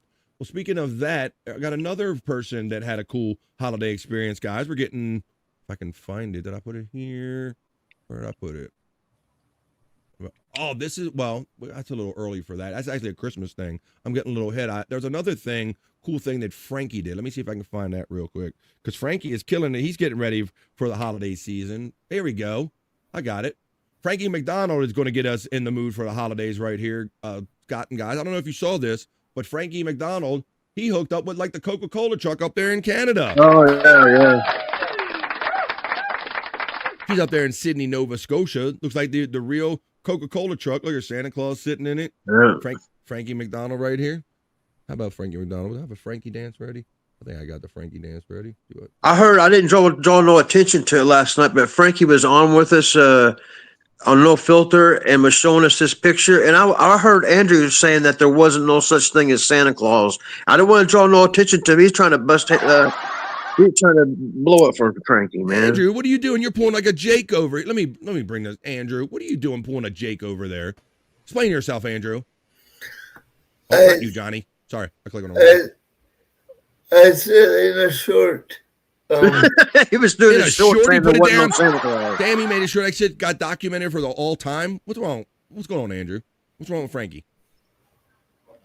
When did you stop believing in Santa Claus? Is that what he said to you, or you said to him? No. He said it, but everybody kind of glossed over it, and I didn't want to draw attention to it because I want to ruin it for Frankie. Yeah, don't be ruining shit for Frankie. I mean, come on, Andrew. I heard him say it. Nobody else did. Well, how about this? We're going to handle this right now by doing the Frankie dance, Andrew. We're doing the Frankie dance. Let's go. Like if it'll play, we'll do the Frankie dance. Okay, why ain't it playing? Do. Here it comes. Oh, yeah. This is Frankie McDonald, my own TV station. Frankie McDonald. Someone did a Photoshop of Easter Bunny in the truck, and Frankie said it was not true, not true. P-Boy, Minnesota, be prepared. Cold like Minnesota. Oh. Cold like Minnesota. Happy Thanksgiving, Frankie McDonald, Canada's favorite weatherman. Very cold weather in the state of Minnesota. Very cold weather in the state of Minnesota. Cold like Minnesota. Cold like Minnesota. For people in Texas, that train will be through on December 5th through Willie, Texas, said our friend Scuff with Shane. That's a more you know. So all the chat families letting you know that while a lot is AI, buddy, that is real. Hey, Johnny, I feel bad for these future generations. We're going to sound like old men now because with AI and everything, bro, and changing the past, I don't know what to believe as far as the past anymore, brother. No, it's going to be all different. I mean, I'm going to be out of a job. Next year, I'm done. I mean, it's all, every book's going to be AI. I do love that train stuff, though. I mean, if you got to get hit by a train, let it be something festive. You know, there you go. Festive there death. What's something with Christmas lights on if you can get hit by something? Nice. Sometimes I have to learn the hard way, right, Andrew? Checking in right here. All right, well, let's continue on here. It's 2:36 where I'm coming to you from the East Coast of the United States. It is the end of the short 3-day work week that we have right before Thanksgiving holiday. I hope you all have a great Thanksgiving tomorrow. I'm going to take a moment and be corny and say some things I'm thankful for. I'm thankful for doing this show every day. I absolutely am. And I'm thankful to have gotten to know all these great guys on screen.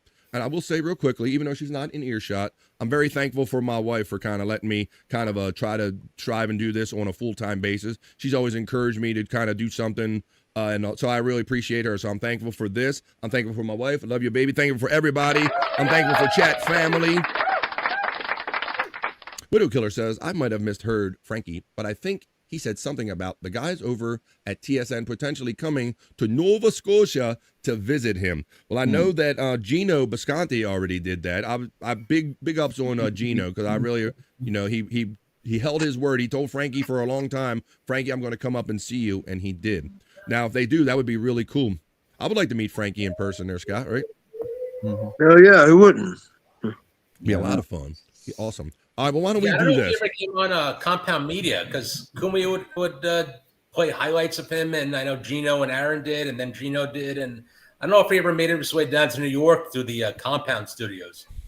I'm not so sure if he ever did either, man. If you follow him on social media, all he wants to do is travel the world and hang out with people. So he would probably be really talking about that. But yeah, you make a good point. You bring back those old memories of when Frankie would do his afternoon check-in with Gino like every day on in hot water. If you could pair together Frankie, Mike Bichetti, and Bobo and let them do a show together, that's gold. Just gold. It would be like, who would lead that train? It would be like having 3 dogs leashed together and they'd all walk in different directions or something at the same time. I don't know. Frankie's got a book as well. Frankie does have a book. Where is Frankie's book? Oh, nice. There we go. Yeah. Did you not? You know, a friend Frankie McDonald is a author. Very nice.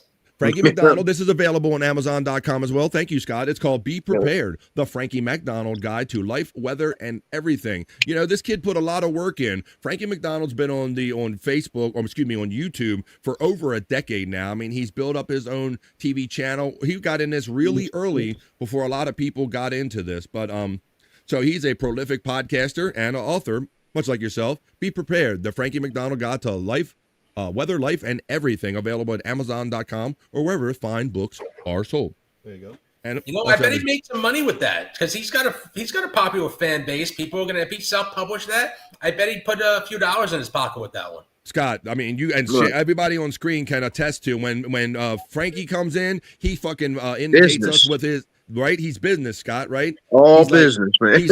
He's like book. Bobblehead, Frankie dance, I'm out. That's what it is. That's the normal. He's got it down, man. I think he's fooling all of us. I think he's actually like, a regular person, and that's an entire act. Yeah, for anybody that pities Frankie, like he's definitely operating. Yep, just like Andrew. Operating on a higher level than most people give him credit for, my friend. Absolutely right. Johnny Russo checking in with us, hanging out. This is a great, Scott, I'm looking for a reason to smoke is what I'm leading to, buddy. So why don't you do this? Now, I don't know. You don't have to smoke. I don't have to twist anybody's arm. But if you drink or if you just want to watch us, we're going to take a little opportunity to smoke right here. And the way we do it here is we honor some people. Like people pour one out for their homies. Well, we smoke one for our homies. And this one goes out to our friend Donkey Kongington. He's a chat family bro that's no longer with us. For him or for anybody you're missing, it's a reason to smoke. It's a memorial smoke. It's another dab done for donks. Made by Chris Popke. Another dab dog for donks. Do-do-doom, doom, doom. Another dab dog for dunks. And another dab done. And another dab done. Another dab done for dunk. Hey, you want to dab you? Another dab done for dunks. Another dab dog for dunks. Oh, Dice Godfrey. Oh, Dice Godfrey.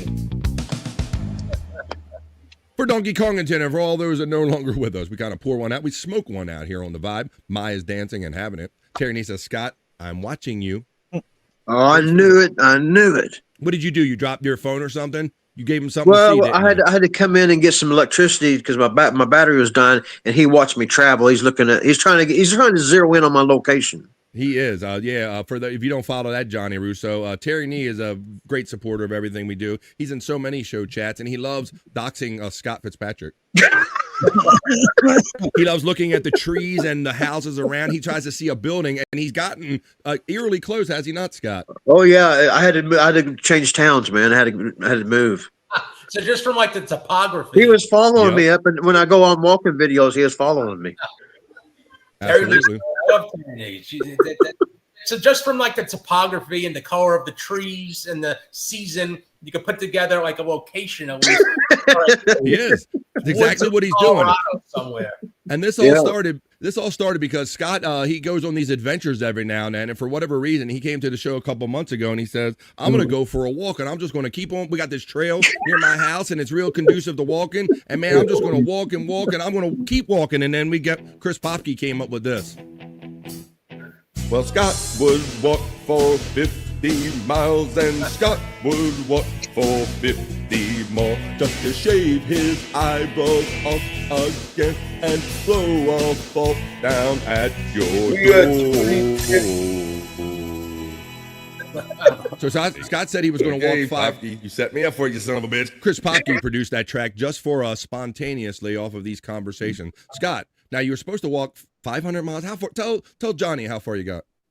If I remember, I think I made it maybe like 6 miles and I got turned around by a dog. Yeah, that's what happens. Scott is happens. You know? Scott is famously with a squirrel or something else. You get to the 6 mile point. Some shit happens. We all believe that dog did him a favor. It was like he took it as like a sign from God that maybe I shouldn't go on, because some people were saying, Scott, what if you get like way down the trail and then you don't have the strength or the ability to walk back? Like, what are you going to do? So I think the dogs probably actually helped him, John. Yep. Yeah. It was a good move. Good move. Terry's got a drone overhead. Is Terry the bird on the menu tomorrow? Yes, he is. He's going to be defending all the birds. Terry Nee says, a yes, my, for you and every day. Widow Killer says, a breaking news. Looks like there's some stuff going on with an executive at Campbell Soup. Uh-oh, there you go. Always something popping off here at the vibe. Ooh, buy Campbell Soup stock. That's what the Kumi always says. When anything there's a controversy at a company, like a stable company like that, like Papa John's or something, like the Papa John guy says the N-word. Yep. Buy that's going to go down and buy the stock because it will go back up. He calls it investing. That's investing. Wow, that's a more you know. When something volatile happens with a particular company you follow, go ahead and invest with them. Oh, there's poor people soup. Now, John, the only time I really eat soup, I'll eat the Campbell's chicken noodle, only when I'm sick. You a soup guy? Those things where it's not like you wake up in the morning and it's like a staple, like you got to eat it. It's like one of those comfort things where, I have tuberculosis. So why don't I have? That's an interesting. Yeah, for all you tuberculosis having people, it's for those kind of people. 3D, goddamn 3D printed chickens in that Campbell soup. 3D printed chicken, voodoo, bullshit. It's not poor people prices, Justice, says my for that Campbell's ass soup right there. There you go.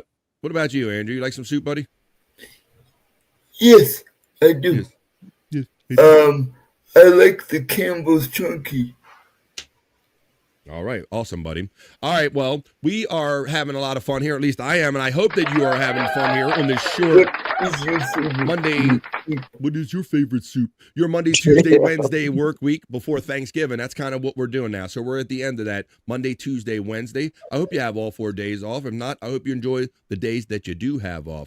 Now, I'm going to give my friend Johnny Russo right here fair warning that the ladies, we have great ladies in the chat. You probably noticed throughout the show, right, buddy? Sure. All right, well, one day they got on me because they're like, BF, we see all these bikini reports and all these ladies and stuff. What do you got for us? And, what do you got? We need something to look at. So they forced me to come up with this segment for him, buddy. So I'm going to do it for him now. It's sexy time, as our friend Stacey Allen says. She made this next opener that I'm going to run right here for their segment. She not only made one for their segment, for Juicy Man Meat, she made one for Bricked Up too, but we are gentlemen around here, so let's get sexy leading into the holiday weekend, and let's give the ladies what they want. Let's give them their Wednesday Thanksgiving Juicy Man Meat. Hey, yeah, it's time to rock, ladies, feel the heat. Juicy Man Meat. BF loves it the most, that's no lie. We hit a party time and everybody. Juicy Man Meat. Juicy Man.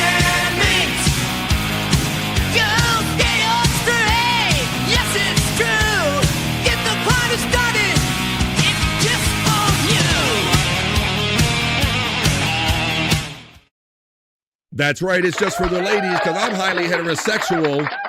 But they are excited, as you can see in the chat. Space Nerd. Here's my with the big eyes. We got Stacey Allen shouting juicy man meat. She made that element right there. Don is shouting out for USA Girl. Hang on a second, Don. We'll get to that when we get bricked up. Nothing weird about sitting around with guys watching sexy girls and getting chubbies. We'll do that later. Juicy man meat. Mai's excited. So is Space Nerd. They're all excited. So let me give it to them, guys. I like to give the women what they want. So hang in there.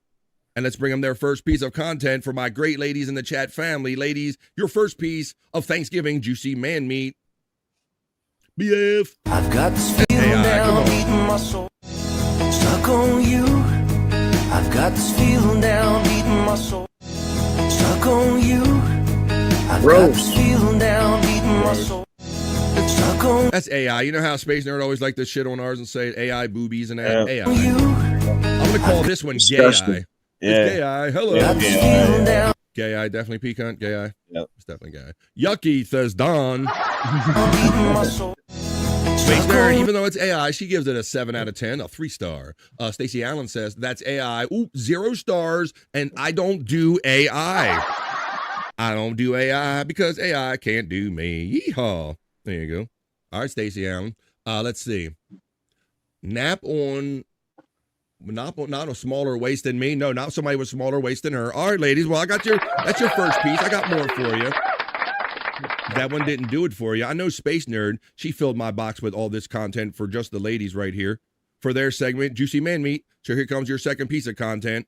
Ending up this fun little short week of shows we're doing. Juicy Man Meat for the ladies. BS. People gonna see you, BS. I'm the one that wants that BS. purple rain, purple rain.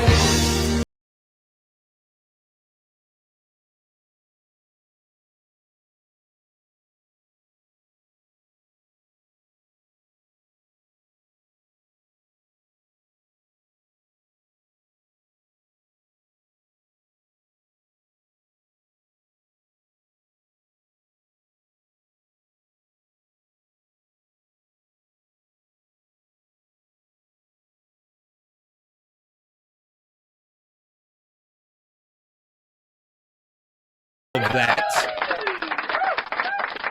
Space Chief 75 says, that's how I take my pants off too. Stacey Allen, the creator of this segment, says 11 out of 10 for the guy. Wait a minute, 11 out of 10. The guy 6 out of 10. 2.5 stars, she says right there. I'm starting to think that Perry is right about certain foods being poison. Shut the fuck up. And you might be right about that. My pleasure for submitting this stuff. 8 out of 10, 4 stars, as our friend Space Nerd. Mine says, oh, okay, I do calisthenic workouts. Those are hard. Juicy man meat, 2 of them. Andrew, what do you think about these guys, buddy? Not as good as me. They're not as good as you? Well, give it to them, Andrew. Say hello to the ladies for Juicy Man Meat. Give them one. Hello, ladies. Hello. Have a lovely Thanksgiving. Oh. All right, that's it. I'm getting him up to date before it gets any creepier than that. That's it. Ladies, do I not give you the Juicy Man Meat? There you go. Stacy, thank you for your service. Terry says, super gay, super gay. He said it twice. Who wears pants, says Don. I love to please my, says Stacey Allen. Jim checks in FJM and says, holy shit, that's how I take off my pants also. I like the sound of that. About what? One more time, Andrew. Aim to please. Oh boy, you got Andrew. Let's see. Stacey Allen says, 0 out of 10, 0 stars. What? But what? Not for Andrew. How? No. Sexy voice. Andrew says she identified the sexy voice. Andrew Rule says Space Chief 75. We all acknowledge that. Their nerd is laughing, and I'm going to bring them their third piece of content, their third piece of Juicy Man Meat. I hope one of the nurses come in while Andrew's watching Juicy Man Meat. Here we go, guys. Oh, I can't wait till this content warning expires so I get ready to read. And you've been playing to your Juicy Man Meat. I have a sexy voice for everyone. It's a hard knock life for us. Yeah.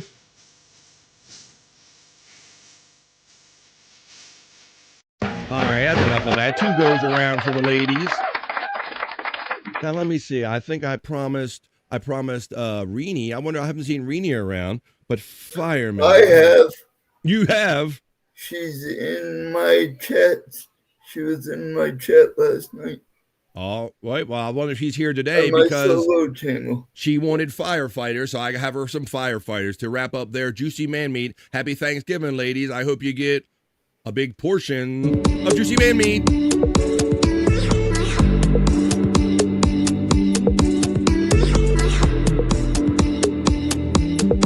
Rose.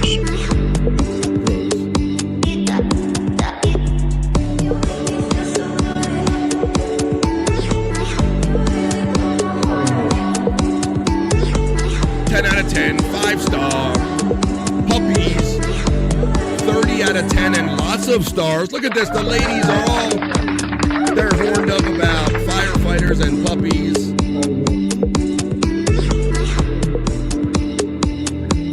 Space Chief 75 says, nobody needs this.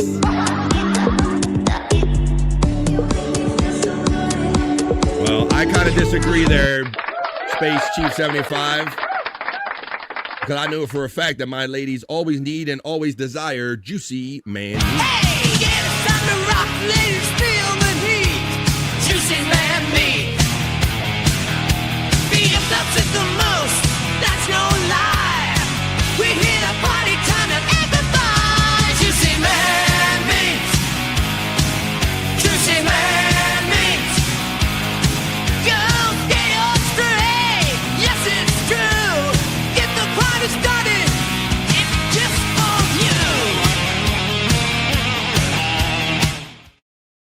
you. Gobble, gobble, bitches and bitchettes. It is Wednesday. It's the end of the little short work week right here before Thanksgiving on BF Live The Vibe, stream show 430. I have so much fun. It is my honor to host this show every day. It's what I'm thankful for. I'm thankful for Pecan that literally gives a membership every day. 5 of them a week. He adds 5 members to the membership chat family. Thank you, Pecan. I'm super grateful for that. Your super chats and everything. Scott shows up for me every day in every way. Andrew, and it's great to get to know Johnny Russo and some great new people doing this stuff. That's what I'm thankful for. Let's see what a little thankful message right here on the Vibe, and let's get on. It'll be time for us to get bricked up before long. Good fucking morning, Glitter Gremlin.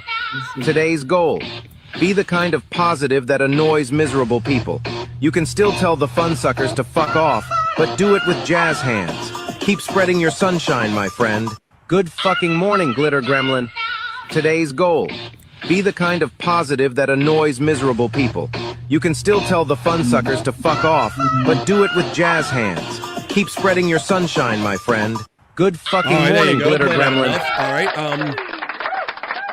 now wait a minute. Don, you're used to what we do here on the Vibe. Hey now, Don. Hey now. He says, BF, for shits and giggles, can we have Andrew commenting during the next Juicy Man Meet? Now, wait a minute. Andrew's already commented on it.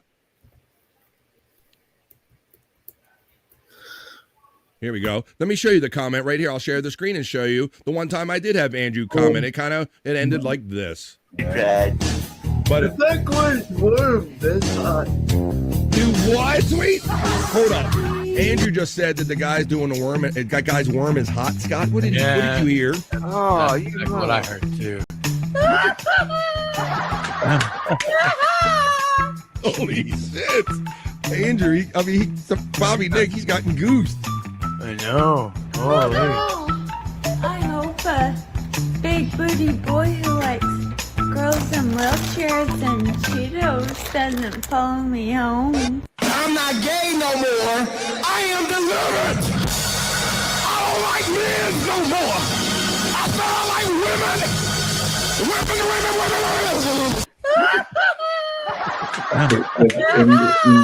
You can't beat that real Andrew laugh right there, guys. You can't beat that right there. So he's already done it, you freaking bird. See, Don, I told you, buddy, he's already commented on Juicy Man Meat, and that's how it ended last time. So we're trying to keep Andrew heterosexual, so let's keep pushing that narrative, and let's get bricked up. Keep cooking in the kitchen, making it right. Working with some wood, keep me up all night. Charging through the day like a queen on the throne. Everything she does got me feeling grown. Bricked up, got the vibe.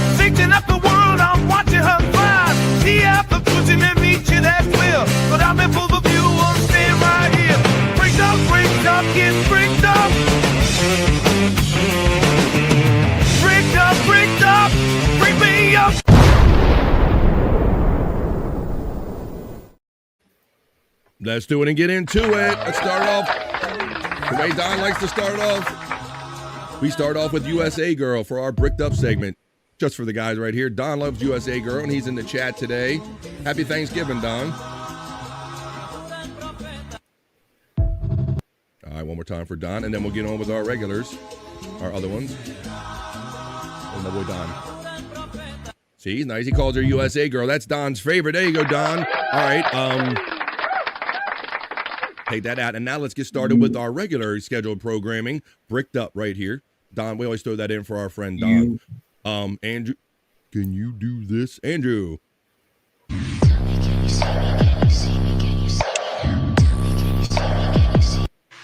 Now, Scott, I know you're kind of flexible, bro. Yeah, I can't do. John, I don't know if you know this, but Scott on many shows. And Scott, I'm not triggering you to do this, buddy. I'm not asking you, but Johnny, Scott Fitzpatrick right here, he can literally sit here on camera and put both of his legs behind his head, bro. So I'm just That's a talent you should monetize. Like this one did. Look at She him. could almost taste her own asshole. Calm down. Calm down, Andrew. Yoga and Pilates, says mine. Oh, let's see. I don't want you to throw your back off, Scott. Don't do it. No. All right, that's enough of that first. I want Scott to have a good Thanksgiving. I don't want him throwing his back. BF. Yeah, buddy. One leg. How much do you bet she could eat her own ass? Oh, all right, Andrew, we got it. We know. USA Girl. Can Scott that's his own D? Whoa, wait a minute. It took me a minute to decipher what she said, asking for I never reached it, no. Never reached it. A valiant attempt. Right, well, right, exactly. Now, never reached it. It indicates that there was an attempt, Johnny. You're right about that, buddy. I didn't want to blow up my friend, but you kind of did say that. All right. Oh, all right. Well, she was pretty limber. Let's see what our next friend, how limber she is. On our hey guys, you ever do yoga or Pilates? Can you eat your own out? Discuss. Let's get bricked up, Andrew. That was a shitty question, Andrew.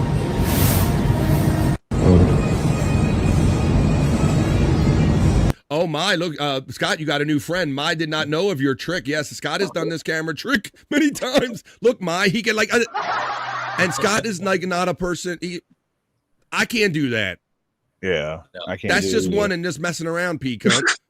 If he puts his mind to it, whoa, Scott can put his legs behind his head. Mai is impressed and she's looking. Well, let's keep being looking at this.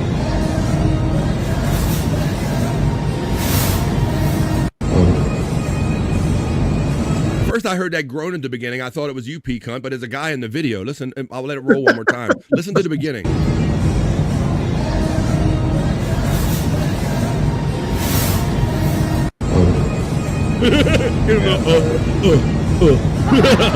All right, we saw that one enough, guys. I see something I want to acknowledge. I want to acknowledge my friend, the Fat Pig. I say good day to you, sir, and good Thanksgiving, man. Get your ass basted, get your turkey basted, and get wasted. He says, happy Thanksgiving, and fuck the birds. F the birds. Thank you, buddy. Appreciate that. Mai's got the pretzel going on up there. Widow Killer says, is that Kermit the Frog's penis dancing around? Hello, everybody. Kermit the Frog here. Kermit the Frog here, dancing around. Not Kermit the Frog, but I do got a frog for you. Boom, I got the puking frog, the one and only frog himself. All right, how about this, guys and gals? We're going to play one more thing. Oh, wait a minute. Widow Killer, he likes to indicate it's 1 minute past, but he is technically correct. That right here, we normally do 3 hours of BF Live the Vibe, but we are 1 minute, hour number 4. And so Widow Killer likes to let us know that we are now into Overvibe.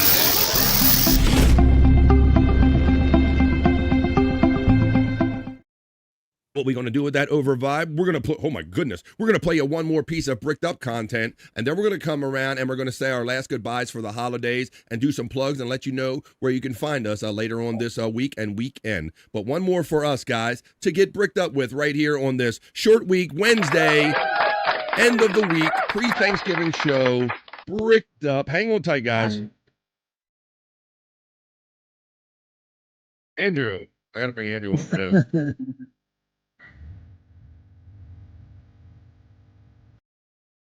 Like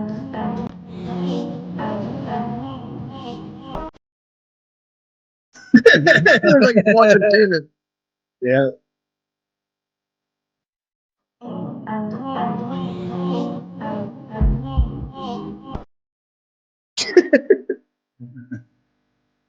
What do you got to do to keep this guy's attention? Well, there you go, guys and gals. We did it for the ladies and fellas. There was nothing weird about that at all. Sitting around getting some semis with the guys. We just got bricked up. Keep cooking in the kitchen, making it right. Working with some wood, keep me up all night. Counting through the day like a queen on the throne. Everything she does got me feeling grown. Bricked up, got the vibe. Thinking up the world, I'm watching her thrive. The apple pushing and meet you, that's clear. But I'm in full of view, I'm staying right here. Bricked up, get bricked up. Bricked up, bring me up. And at 3 minutes into hour number 4, I am spent, ladies and gentlemen. There you go. 3 hours, a little plus 3 hours of content right here on BF Live The Vibe. Happy Wednesday and happy Thanksgiving, everybody. This has been BF Live The Vibe stream show 430. Thank you for hanging out with us a little bit today and throwing out your vibes, and hopefully you picked up some positive vibes here. I want to thank my friend Johnny Russo for joining us today on BF Live The Vibe. Hey, John. Happy Thanksgiving, my friend. We'll do this again real soon, like we always do. It's been a regular thing. But until then, tell everybody any last words you want to say, my friend, and plugs or anything you would like us to know. Yeah, man. Thanks for having me on. You've been great. I want to wish you a happy Thanksgiving. Scott, Peacunt, Andrew, everyone in the chat, happy Thanksgiving. And go on Amazon.com, Knives and Spoons. Pick it up. That's right. Knives and Spoons, the book about Louis J. Gomez, available on Amazon.com. You can go pre-order right now. Look into the pre-order on Amazon.com, Knives and Spoons. Thank you, Johnny Russo, author and bro extraordinaire. We always appreciate Johnny stepping in. Happy Thanksgiving, man. I hope you have a really great one. Happy Thanksgiving, guys. I'll see you later. Awesome. You too. All right. Care, Johnny. You got to get him a wrestling character, man. Absolutely. Yeah, I should. All right, now we're going to go over to my friend Andrew the Giant. Andrew the Giant, with Bobby Nick, along one of my longest podcasting bros, man. Happy Thanksgiving. I know you're going over to Mom's house tomorrow, are you not, buddy? Tell everybody some Yes, stuff. I am. Well, can they see that? You're going to go live tomorrow over for Thanksgiving, I hear? Yes. All right, well, tell them where they can do that, Andrew.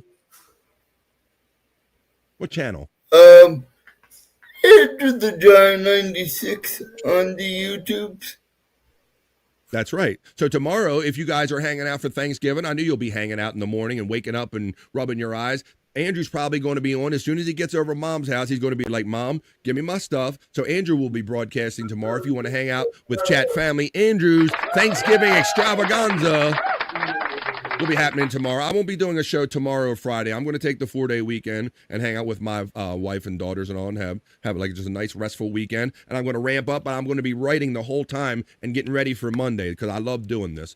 Scuff with Shane says, happy Thanksgiving to Andrew, Scott, BF, Peacunt, and thanks, boys, for another great show. Well, let's let them say their goodbyes. So Andrew the Giant, you'll see him tomorrow on the Andrew the Giant Thanksgiving extravaganza on Andrew the Giant 96 channel, or you can see him on Tuesdays, Thursdays, and Saturdays on No Filter with Andrew and Friends. Thank you to my longtime podcasting bro, Andrew the Giant. Happy Thanksgiving. Gobble, gobble. Andrew, I'm going to go over to my friend Peacunt 420 right now. Now, Peacunt 420, thank you, my friend. I thanked you on air. Man, you're so great to me, adding a person here to my chat family every day. You're instrumental to my success. Check out Peacunt on The Morning High. I'll let him tell you about it because he's got a channel and he's got shows he does. Peacunt, go ahead, let us know, brother. What do you want us to know? Well, speaking of The Morning High, tomorrow I'm going to do a Thanksgiving show at my normal time, which would be at 10 a.m. I don't know how long I'm going to go, but I want to see how long I can go. I'm not going to pull a 24-hour or anything, or even 12, but we'll see what happens. But I might be on later to do like a little evening high version of a show. So check that out. I'll be on either YouTube, Twitch, and Rumble. So check out on Peacunt /420. There you go. It's right there on the screen. Terry Nee made a video about himself, but he included Pecan 420's name because this is what Terry Nee looks like. If you go to Pecan 420 and look for wrestling matches, you can see Wendy Pack from the Howard Stern Show, myself, Andrew, Scott, Bobby, Nick, all wrestling at Pecan 420 right here on YouTube. You can also catch the Morning High when he does it in the morning and when he might be doing pop-up shows all weekend. Thank you to my always supportive friend, Pecan 420 right here on YouTube. All right, now, Scott Fitzpatrick, I'm going to turn it over to you, buddy. And then between you and myself, we'll do a little bit of Bobby Nick's. Since Bobby Nick checked in the early part of the show, thank you to my friend Bobby Nick. They already had that weird early Canadian Thanksgiving, so happy American Thanksgiving to my friend Bobby Nick. But Scott, what do you know? Give us your last words. You might know about some members-only shows Bobby's doing, or what do you got, buddy? Tonight is probably, I'm not sure, I don't know if Bobby Nick's up for it or whatever, but it's probably a boner show on Bobby Nick's channel, the Lunatic Lounge Bar Show, at Bobby Nick 1978. And then for Thanksgiving, I'm probably going to do the same thing I've been doing with I think the last 2 or 3 Thanksgivings I've spent with Andrew and Bobby Nick. I don't know if Bobby Nick's doing tomorrow or them, but we'll probably maybe we'll meet up over on Pecans or whatever. I'm probably going to be doing something with someone of these guys. Yeah, Scott, because now that you mentioned that, and I didn't realize now you're saying that it's a third year, but I do remember when you mentioned it that you have you guys have hung around on Thanksgiving in lieu of maybe going hanging out with your family or something. You guys will actually be here with Chat Family, right? Yeah. It seems like the last 3 or 4 years I think we have. There you go. So if you guys want to hang out with somebody, there is stuff going down tomorrow. The Andrew the Giant Thanksgiving extravaganza. And you might see Bobby Nick, Pecan, and Scott Fitzpatrick hanging out tomorrow. Chat Family if you're tired of your regular family. Let's run this real quick. We ran Bobby Nick's, and now let's run Scott's because one of his shorts got over 50,000 hits over there. Go ahead. What do you got? Oh, I was just jumping up to. I thought I was done. I'm not done yet. Okay.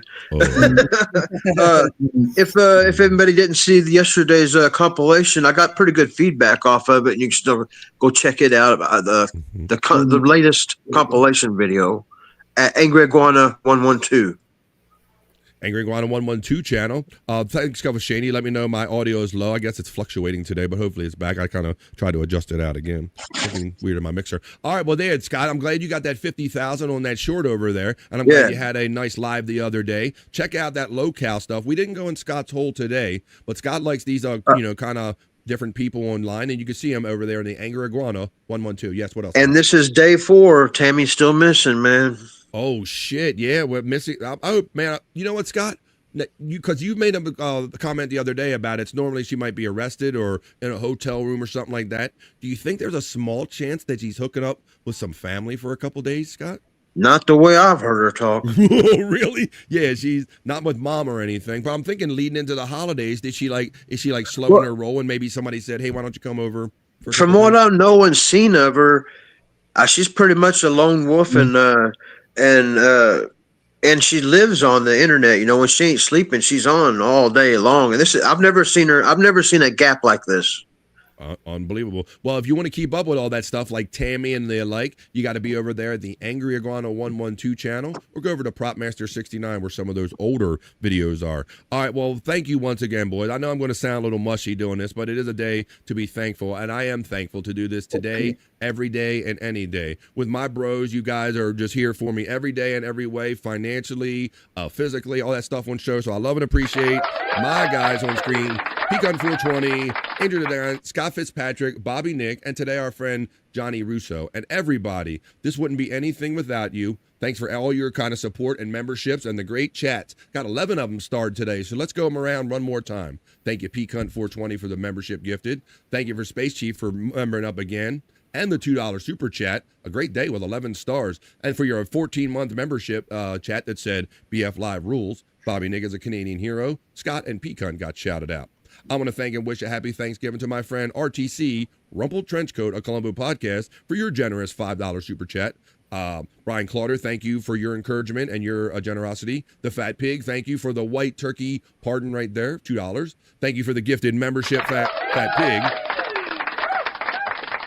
Well, I didn't get this. Terry Nee, I missed one. Terry Nee says, my pastor friend says AI could be the Antichrist. or the devil. Thank you, Terry Nee. I did. I'm glad I went through these super chats again. You people are so awesome and generous to me. Thank you to my friend Terry Nee. Let me hit you up with a little money sound for that one, buddy. Thanks, bud. Happy Thanksgiving to you and yours, man. I hope you get through it tomorrow. I hear a little agony in some of your tweets there, Terry Nee. So power through tomorrow. Don't kill yourself or anyone else. Pecan420, he gifted a membership again. I told you. And then then Fat Pig rounds it all up by with a $2 one saying, Happy Thanksgiving and F the birds. Well, thank you all very much. I'll go hang out with Bobby Nick, see if he does an afternoon chill. Shout out to Wendy Pack and Bobby Nick and everybody. So for Wendy Pack and Bobby Nick, for my friend Pecan420 right here, for Andrew the Giant and Scott Fitzpatrick, thank you for letting us do this stuff for you today and every day. Peace and love. And Andrew, we don't really say bye because we know we're going to see them again later. Tell everybody what we like to say here on The Vibe. Bye for now. Bye for now is all it is. And we'll see you the next time we see you right here on The Vibe, folks. Happy Thanksgiving and a gobble gobble to you. That's enough internet for me today. I am going to wash myself with holy water to get rid of all the stupidity I saw today.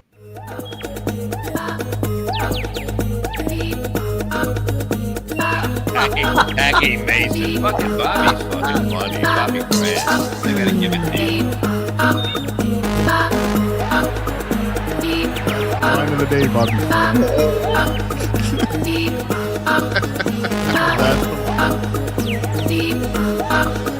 Super creative, super original. There's a show called The Vibe.